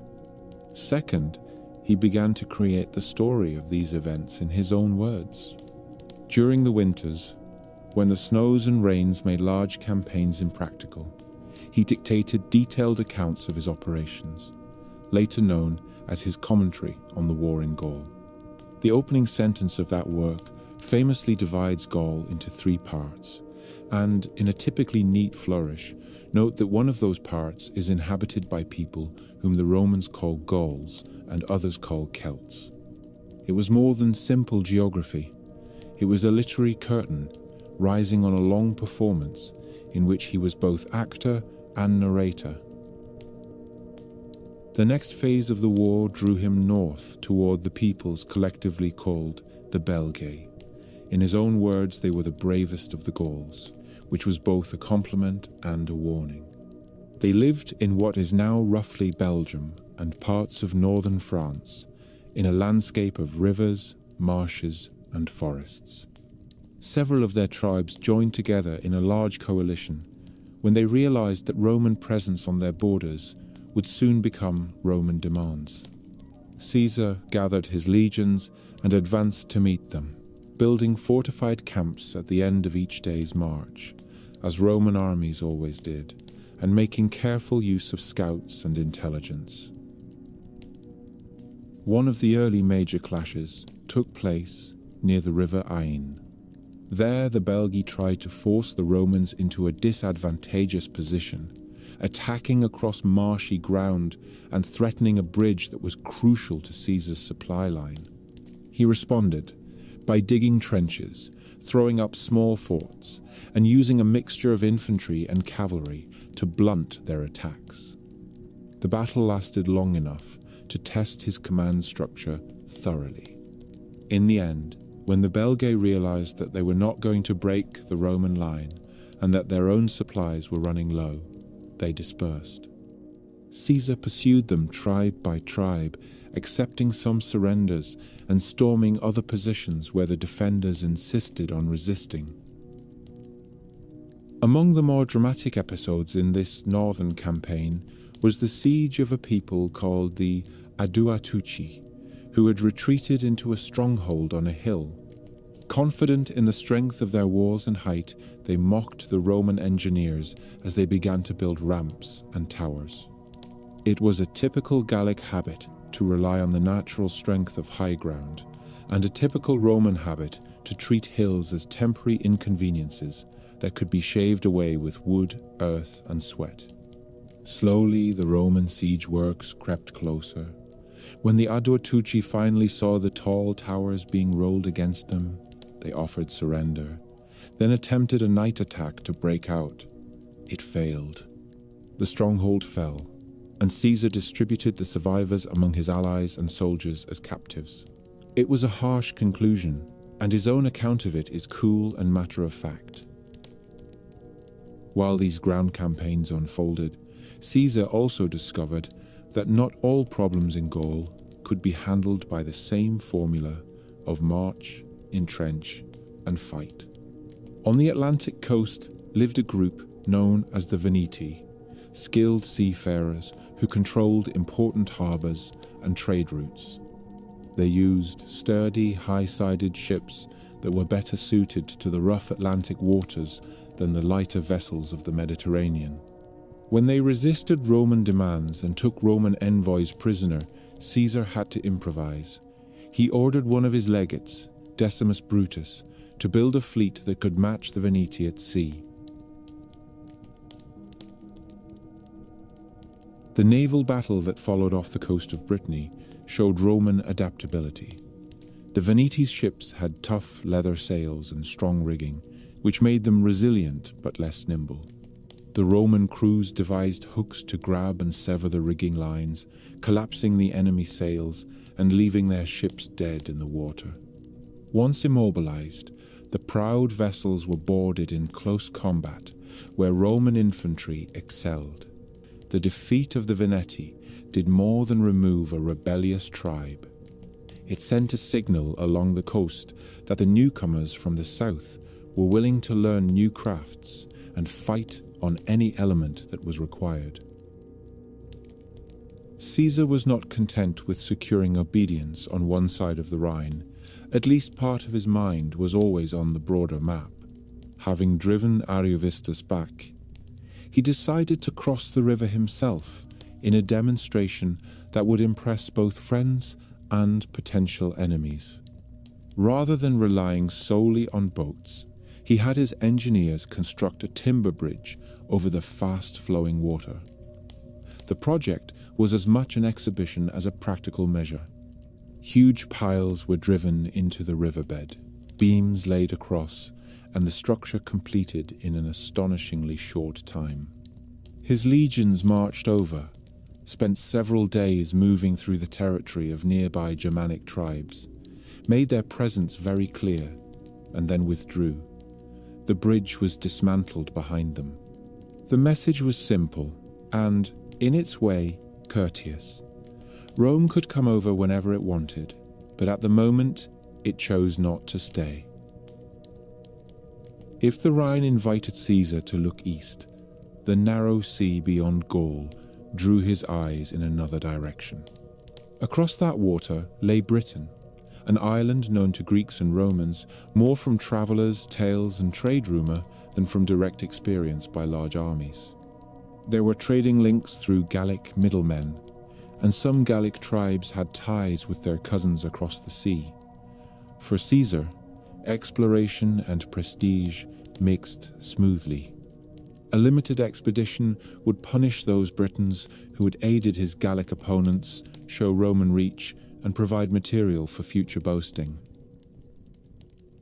The first crossing took place in the late summer of the year 55, before the Common Era. Wind and tides proved less cooperative than they had seemed on the map. The Roman fleet struggled to anchor near the coast of Kent. British warriors with painted bodies and chariots gathered on the beaches, throwing javelins and shouting insults. The Roman soldiers, not keen on jumping down into deep water in full armor under fire, hesitated until standard-bearers, in a burst of theatrical courage, leaped out and waded ashore, calling their comrades to follow. The landing was messy but successful. Caesar managed to establish a small presence, win a few skirmishes, and extract hostages from local leaders. Then a storm wrecked many of his ships, reminding everyone that this was an unfamiliar and treacherous environment.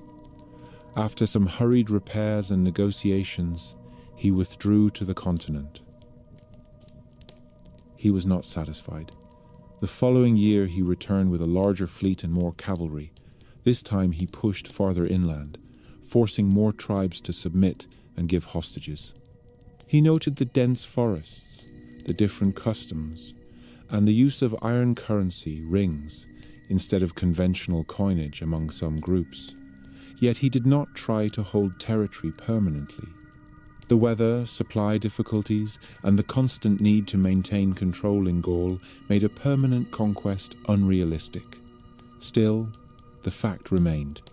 A Roman army had crossed and returned. For the citizens back home, who read his reports with a mixture of pride and curiosity, Britain moved from the realm of myth into the sphere of Roman concern. Back on the mainland, the strain on the Gallic peoples was growing. Year after year, they saw Roman camps, demands for supplies, and the presence of foreign soldiers in their fields and towns. Caesar was efficient, but he was not gentle. He imposed terms, levied troops from allied tribes, and took hostages to ensure compliance. During the winter, he often scattered his legions across wide areas, placing them in separate quarters in different territories. Strategically, this allowed him to keep an eye on several regions at once, and to punish or assist communities quickly. From the Gallic point of view, however, it was an intrusion that built resentment.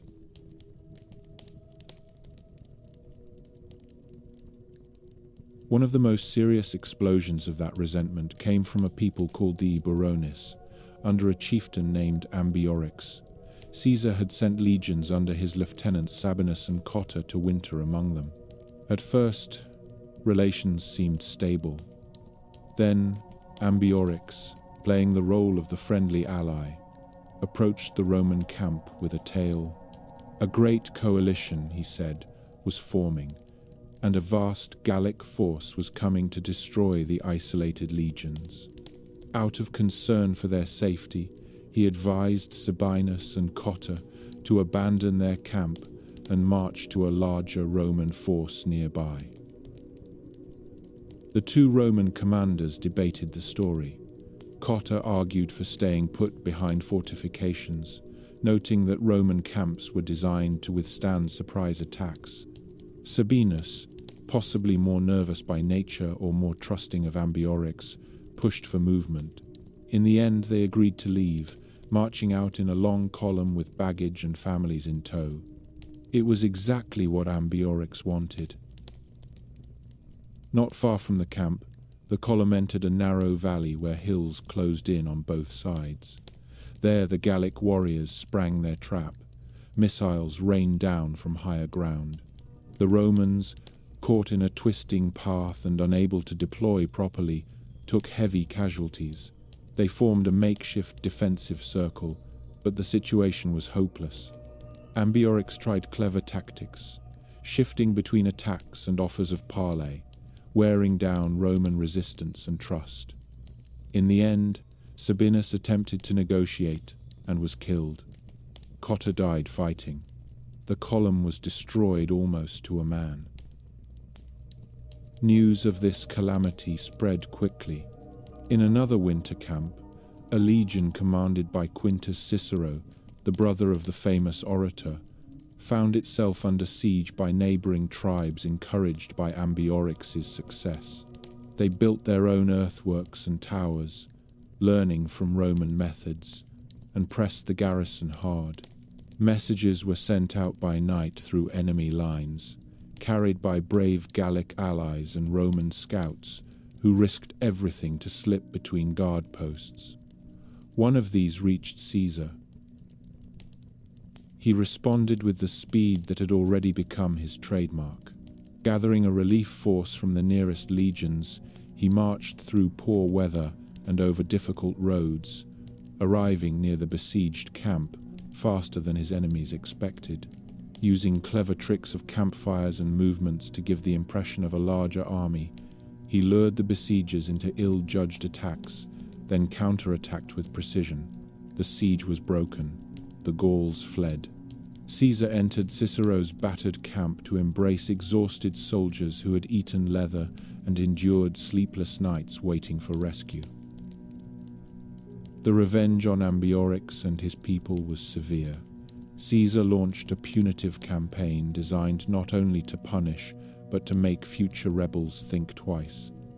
The lands of the Eburones were systematically devastated. Small Roman detachments swept through villages, destroying crops and seizing livestock. Neighboring tribes were encouraged to join in the looting. Ambiorix himself vanished into the forests and was never captured, but his people were scattered. Caesar's own comment on the matter is laconic, but the effect was that one more part of Gaul was left shattered, its survivors painfully aware of the costs of rebellion. For all these incidents, it was clear that the Gallic resistance was not yet broken. Local revolts and conspiracies continued to flicker, and somewhere in the central highlands, a leader emerged who understood that only a broad and coordinated effort had any hope of success. His name was Vercingetorix, a noble from the Arverni people. He was young, determined, and serious. According to the stories, he was initially turned away by some of his own elders who thought him too radical, but he gathered a band of followers, seized control, and began to speak of uniting the Gauls in a single effort to push out the Romans. Vercingetorix proved to be a rare combination, a charismatic figure who also grasped the practical requirements of warfare. He imposed strict discipline on his followers. Those who disobeyed his orders could expect harsh punishment. He adopted a strategy that hurt his own people in the short term, but aimed to starve the invader. Villages and farms in the path of the Roman advance were burned to prevent Caesar from feeding his legions. Only a few key strongholds were spared as potential centers of resistance. One of those was the town of Avaricum, in the territory of the Bituriges, a rich settlement surrounded by marsh and river on 3 sides, and a man-made wall on the 4th. Vercingetorix argued that it should be destroyed like the others, but the locals begged to keep their home, insisting that it was impregnable. He reluctantly agreed. Caesar, attracted by the challenge and the prospect of supplies, set his legions to work. They built massive siege terraces and towers, protecting themselves from sorties with shelters and counterworks. The siege dragged on through cold and hunger, with the Romans short of food and the defenders hurling insults from the walls. Finally, after weeks of labor, the Roman engines battered a breach and the assault went in. The town fell. The soldiers, furious at the suffering they had endured and unwilling to take chances with future resistance, killed the vast majority of the inhabitants. Caesar writes of the numbers with chilling detachment. For him, it was a necessary severity. For the Gallic survivors, it was a memory that would feed hatred for generations.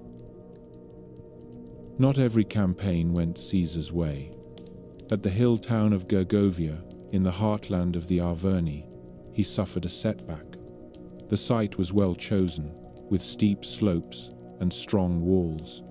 Complicated maneuvers, misunderstandings among officers, and the enthusiasm of troops who pressed an attack too far without clear orders led to confusion.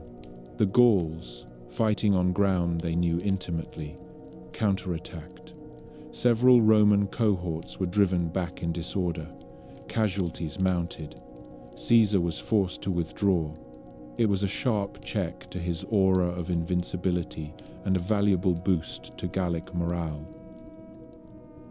The final and most famous confrontation came at Alesia. After further maneuvering and skirmishing, Vercingetorix led his forces into this fortified hilltop settlement in the territory of the Mandubi. He believed that from this stronghold, supplied by allies and protected by earthworks, he could hold out while a larger relief army gathered. Caesar, unwilling to let such a leader slip away or remain as a symbol of resistance, chose to surround him. The result was one of the most remarkable engineering feats of ancient warfare. Caesar's legions built a continuous line of fortifications around Alesia, complete with ditches, walls, towers, and traps. Then, anticipating the arrival of Gallic forces from outside, they constructed a second line facing outward. In effect, the Romans sat between two concentric rings of earth and timber. Inside the inner ring, Vercingetorix and his warriors watched supplies dwindle. Outside the outer ring, Gallic allies gathered in a growing relief army, drawn from many tribes that still hoped for a decisive blow against Rome. The siege turned into a test of endurance and nerve. The relief forces launched repeated assaults on the outer Roman line, trying to break through at weak points or at night. The defenders inside made sorties against the inner fortifications, hoping to coordinate an escape with their friends outside. Roman soldiers ran from sector to sector, plugging gaps, counter-attacking, and relying on the solidity of their earthworks. Cavalry charges under trusted officers, including men like Labienus, who had been with Caesar from the start, threw back dangerous breakthroughs. For several days, the outcome hung in the balance. Had either Roman line fully buckled, the army could have been crushed between hammer and anvil. In the end, disciplined labor and the stubborn cohesion of the legions carried the day. The relief army, exhausted and demoralized by repeated failures, broke and scattered. Vercingetorix, seeing that no rescue was coming and that his people faced starvation, made a choice that would be remembered for its dramatic clarity. He rode out from Alesia, dressed in his finest armor, circled Caesar's position, dismounted, and placed his weapons at the Roman commander's feet. Whether or not the scene looked exactly as later artists imagined it, the essential fact remains. The leader of the Gallic revolt surrendered. With Alesia, organized resistance in Gaul effectively collapsed. There were still mopping up operations, smaller revolts, and punitive expeditions, but the central fact was now clear. Roman authority, backed by the legions, had imposed itself across the region. The human cost had been enormous. Ancient sources speak of hundreds of thousands killed or enslaved. Even if Caesar inflated the numbers to impress readers back home, the scale of disruption was undeniable. Tribes were broken, lands burned, populations moved. At the same time, roads, markets, and new administrative structures began to knit the territory more closely to Italy. In the long run, the descendants of those who had fought against Caesar would speak Latin, serve in Roman armies, and send senators to Rome. For Caesar himself, the rewards were immediate. He had transformed his provinces from awkward borderlands into a vast source of revenue and manpower. His soldiers were fiercely devoted to him, veterans of campaigns where his decisions had meant life or death. They had seen him share their hardships, stand in the front ranks in moments of crisis, and distribute rich spoils after each victory. They called him simply their general, with a mixture of respect, fear, and affection. Every year that he remained in Gaul, his power grew. In Rome, the picture looked rather different. Senators read his commentaries with a mixture of admiration and unease. The victories were good for Roman pride and very good for commerce, but behind every triumphal sentence lay the fact that one man now controlled a hardened army, far from the direct supervision of the Senate. Some praised him as the defender of the Republic's borders. Others muttered that he was preparing to do in Italy what he had done in Gaul. As winter settled once more over the forests and fields of the north, Caesar sat in his headquarters writing, reading reports, and trading letters with friends and enemies in the capital. The wars in Gaul were, for practical purposes, won. The next contest would be fought over something more intangible but just as real as any hilltop or river crossing, the question of who would command Rome itself. When Caesar first saw Alexandria, he was arriving as a man in pursuit, not as a tourist. He had sailed after arrival across the Mediterranean, following the messy business of civil war, and he expected to find another round of negotiations and battles. Instead, he stepped into a city that looked and felt like another planet compared to Rome. Alexandria was the dream of Alexander of Macedon made stone. It had a rational grid of streets, long colonnades that marched in straight lines, and a harbor that looked like someone had designed it with map-making in mind. There were scholars arguing about philosophy, merchants shouting in a mix of Greek and Egyptian, sailors from half the known world, and somewhere behind all that, a royal palace where a family with an imagination for drama and poison tried to rule a country that had been old when Rome was a collection of huts. The ruling house was Macedonian by origin and Egyptian by ambition. Its members liked grand names and tended to reuse them. As a result, by the time Caesar arrived, the family tree was full of people called Ptolemy and Cleopatra, many of whom had married each other and then tried to kill one another. It was an arrangement that kept the royal bloodline conveniently concentrated and made family dinners tense. The current official ruler in Alexandria was a boy named Ptolemy, who was not yet in his teens. Technically, he shared power with his older sister Cleopatra, who had once been the dominant partner but had recently been forced out. Courtiers around the boy king had pushed her aside, accusing her of all the usual crimes that ambitious relatives invented when they wanted someone removed from the palace. She had vanished into the interior of Egypt with a small following and a great deal of annoyance. Cleopatra was not the stereotypical queen of legend in quite the way later art imagined. Contemporary coins and portraits suggest a strong nose, a keen jawline, and intelligent eyes rather than delicate perfection. What made her remarkable, according to ancient writers, was her presence.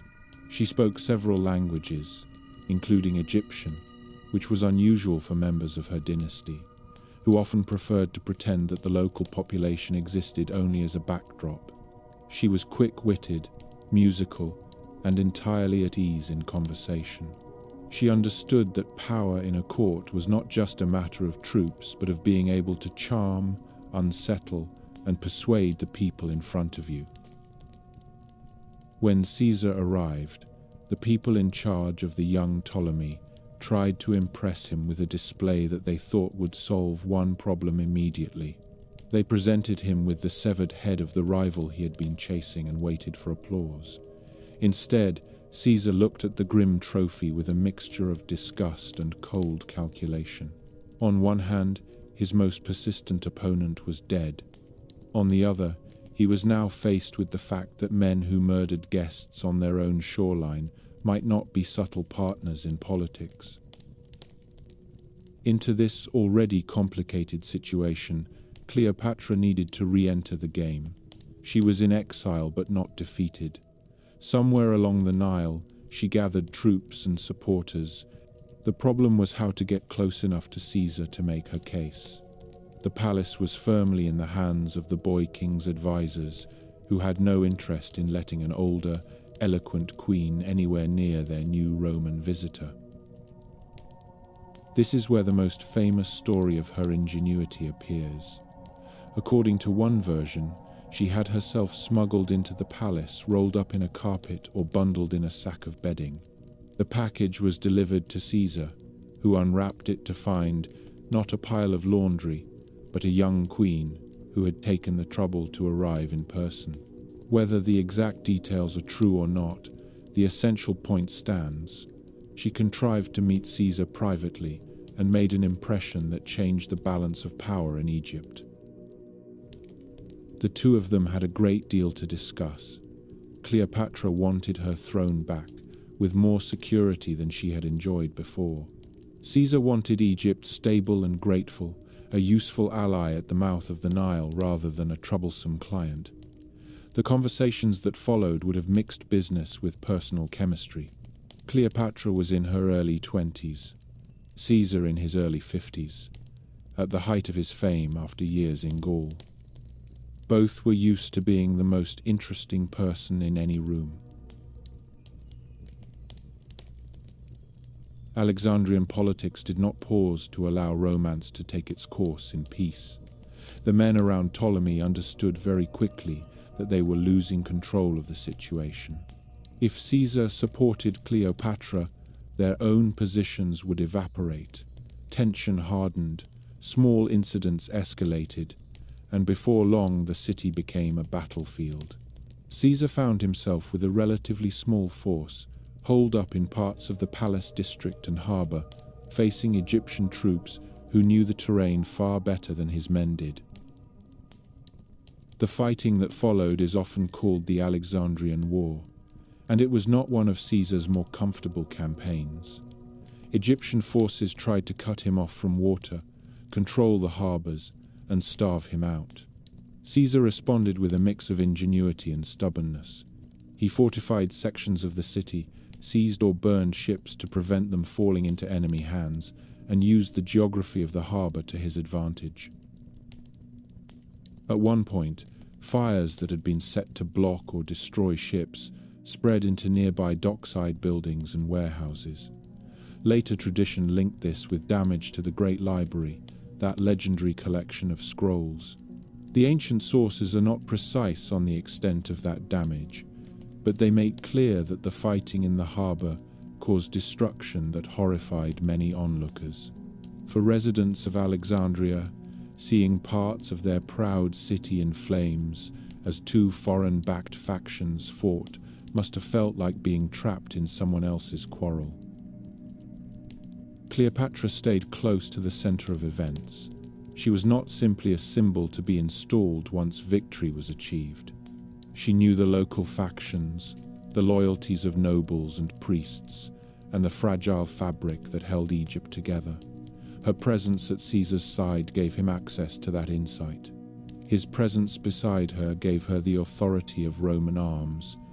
It was a partnership that combined practical advantage with personal attraction. The turning point came when reinforcements finally arrived for Caesar, in the form of troops brought by his officers from neighboring regions. With fresh soldiers and renewed supplies, he was able to move out of his cramped positions and take the fight into the open. The decisive encounter took place near the Nile.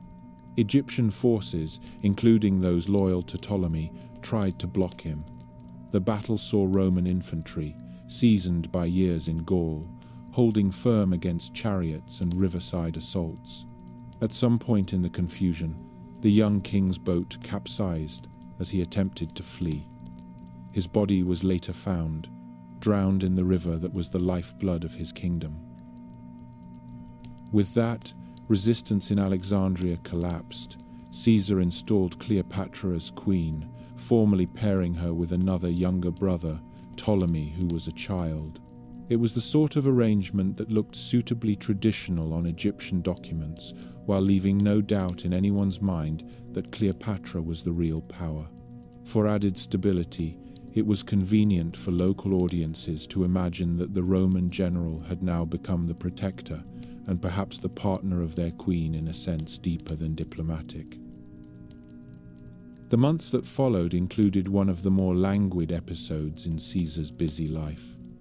He and Cleopatra took a trip up the Nile, a royal progress into the interior of Egypt. The Nile Valley in flood season must have been a startling sight for a man used to the rocky hills of Italy and the forests of Gaul. Fields of grain stretched away from the river in luminous green. Villages clung to the higher ground, and ancient temples rose above them, covered in hieroglyphs that no Roman scholar could fully read. On the royal barge, Cleopatra presided over a traveling court where Greek, Egyptian, and now Latin voices mingled. There would have been music, feasting, and long conversations as the current carried them past monuments that had watched over more dynasties than anyone could easily count. For the Egyptian population lining the banks, this was a familiar kind of spectacle, a queen visible on the water. For Caesar, it was a chance to see a kingdom whose time as an independent power was quietly running out, even as it still dazzled with gold and ceremony. During or shortly after this period, Cleopatra became pregnant. In the summer of the year 47 before the Common Era, she gave birth to a son whom she named Ptolemy, with an additional name that left no doubt about the identity she wished to claim for his father. The boy was called Caesarion, Little Caesar. In Egyptian representations, he would appear as a child king beside his mother, wearing the double crown of Upper and Lower Egypt. Caesar never publicly acknowledged the boy as his heir in Roman law. That would have been a step too far for many in the city that still pretended it did not like monarchs. Yet the connection was plain enough to anyone who looked. Cleopatra had every reason to promote that link. A child who combined Macedonian royal blood with the name of Rome's rising star was a valuable asset in any game of dynasties. Caesar could not remain in Egypt indefinitely. Events elsewhere required his attention. Trouble in the eastern provinces and unfinished business with local rulers drew him away, and he left Alexandria with Cleopatra firmly seated on the throne.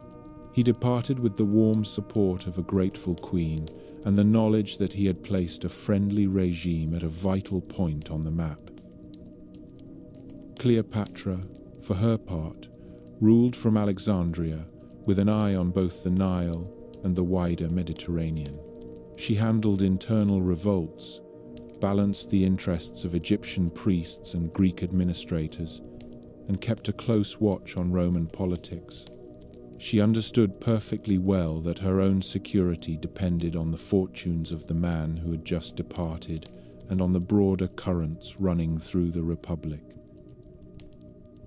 At some point after Caesar's eastern campaigns, Cleopatra traveled to Rome with her son. She did not march in triumphal processions or sit openly in assemblies. That would have been too much for Roman sensibilities. Instead, she resided in a villa outside the formal boundaries of the city, likely on the far side of the Tiber, where foreign dignitaries could stay without disturbing the delicate rituals that governed who was allowed to be where. Her presence was a sensation. Romans were used to embassies and visiting kings, but a reigning queen from Egypt who was rumored to be the companion of their leading general and who arrived with a child called Caesarion was another matter. Some watched her with fascination, noting her style of dress, her retinue, and her calm self-possession. Others regarded her as an unwelcome symbol of foreign entanglements, an Eastern monarch who whispered to their most powerful citizen. In a striking gesture, Caesar arranged for a statue of Cleopatra to be placed in the Temple of Venus Genetrix, a shrine associated with his own family's claimed divine ancestor. For many Romans, this was startling. It suggested that he saw the Queen of Egypt as part of his own public story in a way that went beyond ordinary alliance. Conservative observers were already nervous about his accumulation of honors, Now they saw, in addition, a living reminder that he had links with a monarchy that had no patience for republican scruples. For Cleopatra, the Rome visit was a chance to observe the city that had become the central force in her world. She saw the crowded forum, the quarrelsome Senate, the contrast between shabby tenements and grand villas. She would also have seen how fragile everything looked beneath the marble. Street brawls, political feuds, and the exaggerated honors given to Caesar made it obvious that the Republic was not at ease with itself. When Caesar was killed, the shock rippled outward. In Alexandria, the news would have been received with a mixture of fear and urgent calculation. In Rome, Cleopatra's position became suddenly untenable. Whatever protection she had enjoyed as the partner of the dominant figure in Roman life evaporated in a shower of knife strokes on the Senate floor.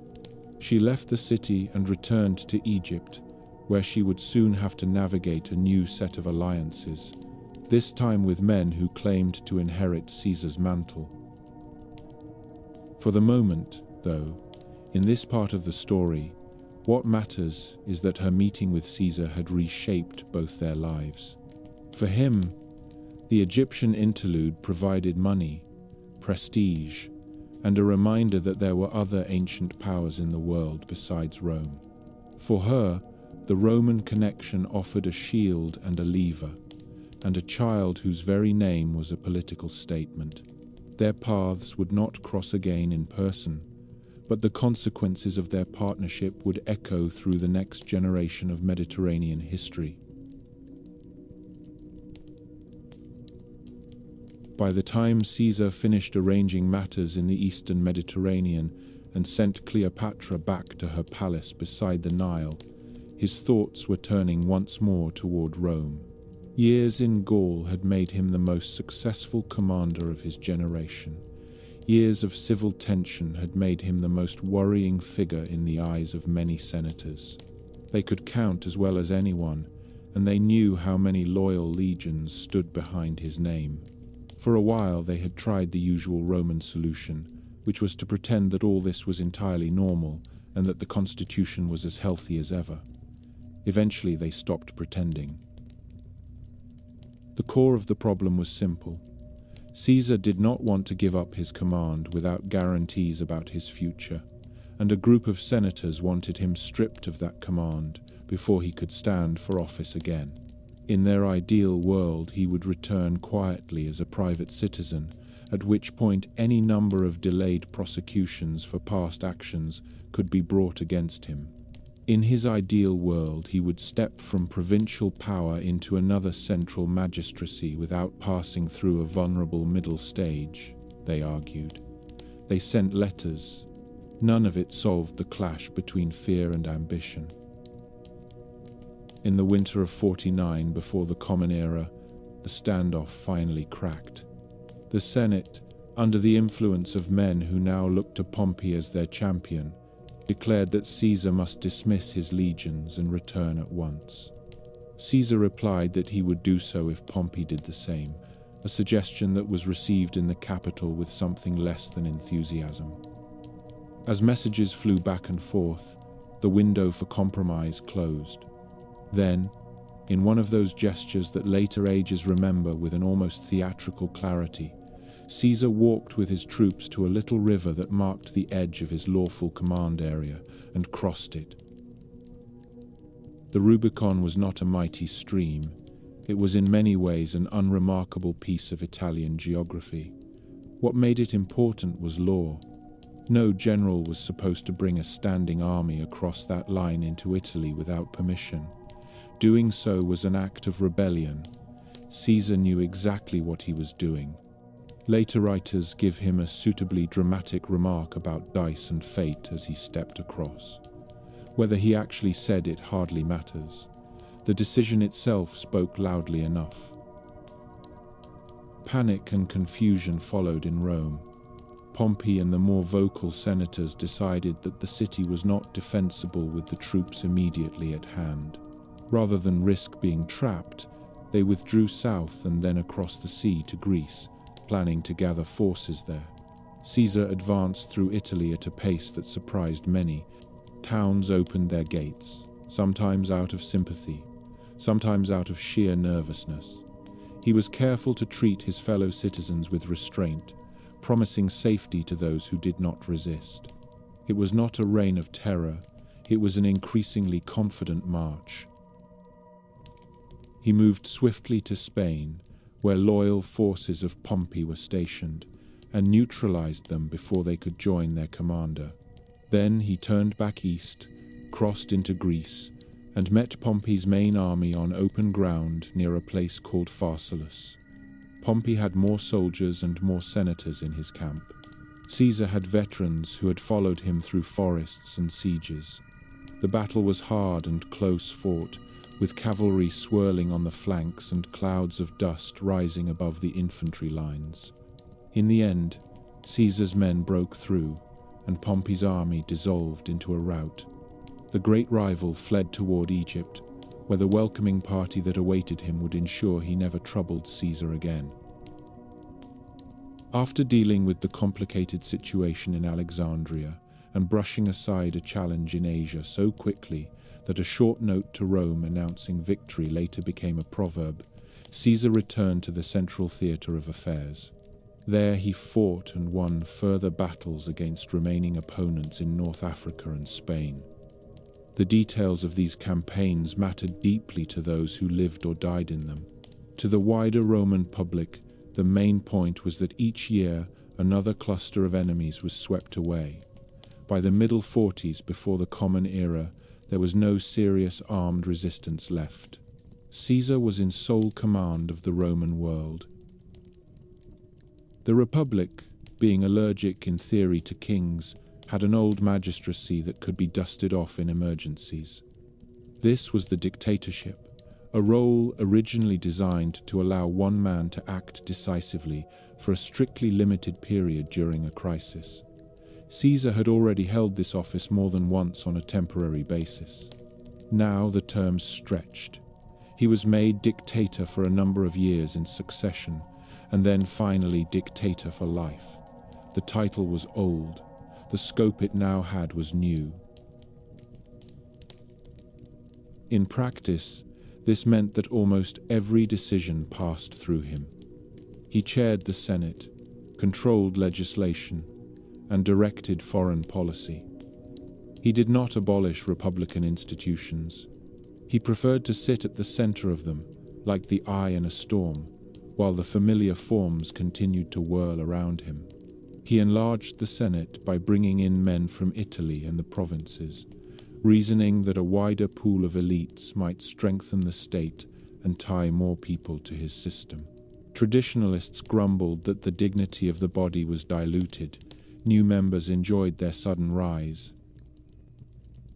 He reformed the calendar with the help of astronomers, aligning it more closely with the solar year and creating the pattern of months and leap days that would endure in Europe for many centuries. He tinkered with debts, reduced some obligations, and stabilized the coinage. He founded colonies, sending veterans to new homes that would also anchor Roman influence in distant lands.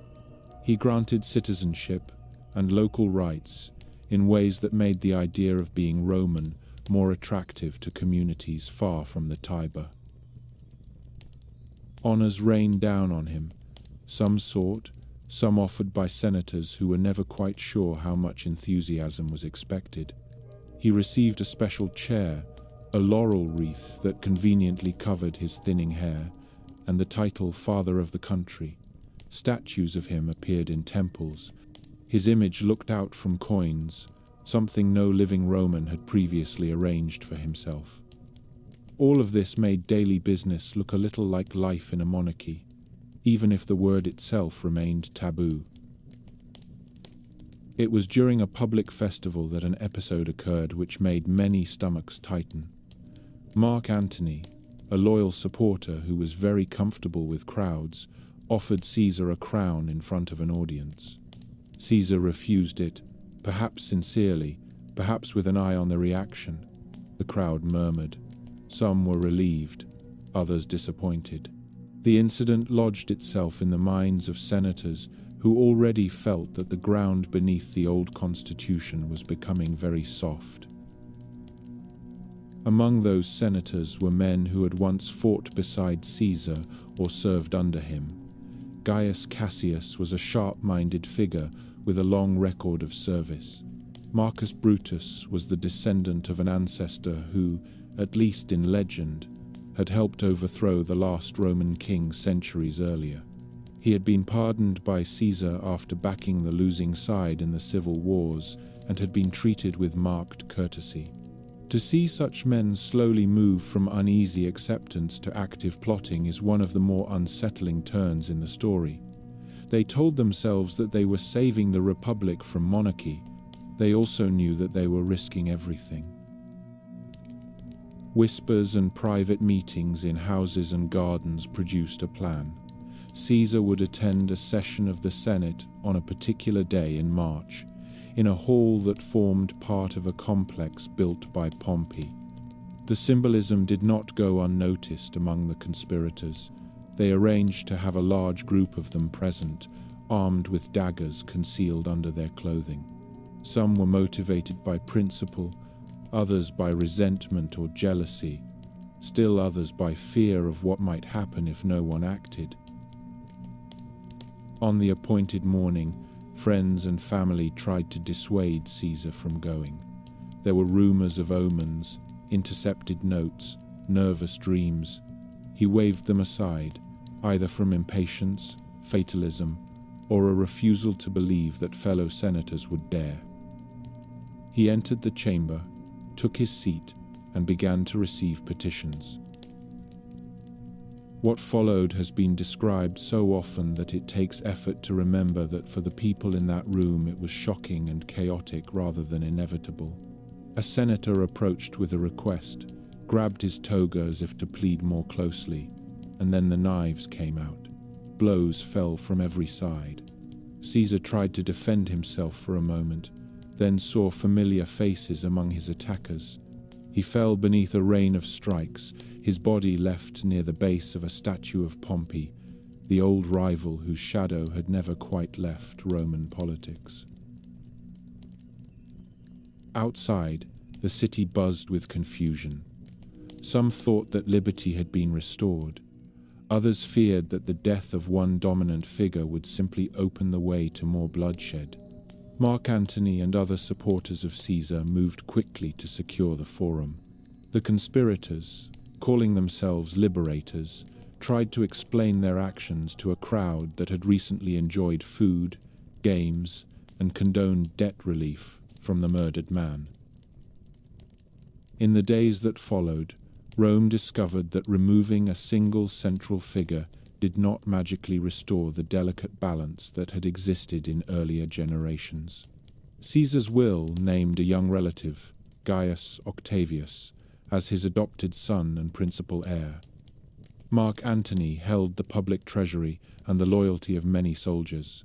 The senatorial elite was split between fear, relief, and regret. The Republic, which had survived foreign wars and internal uprisings, now faced another round of struggles, begun by men who believed they were preserving it,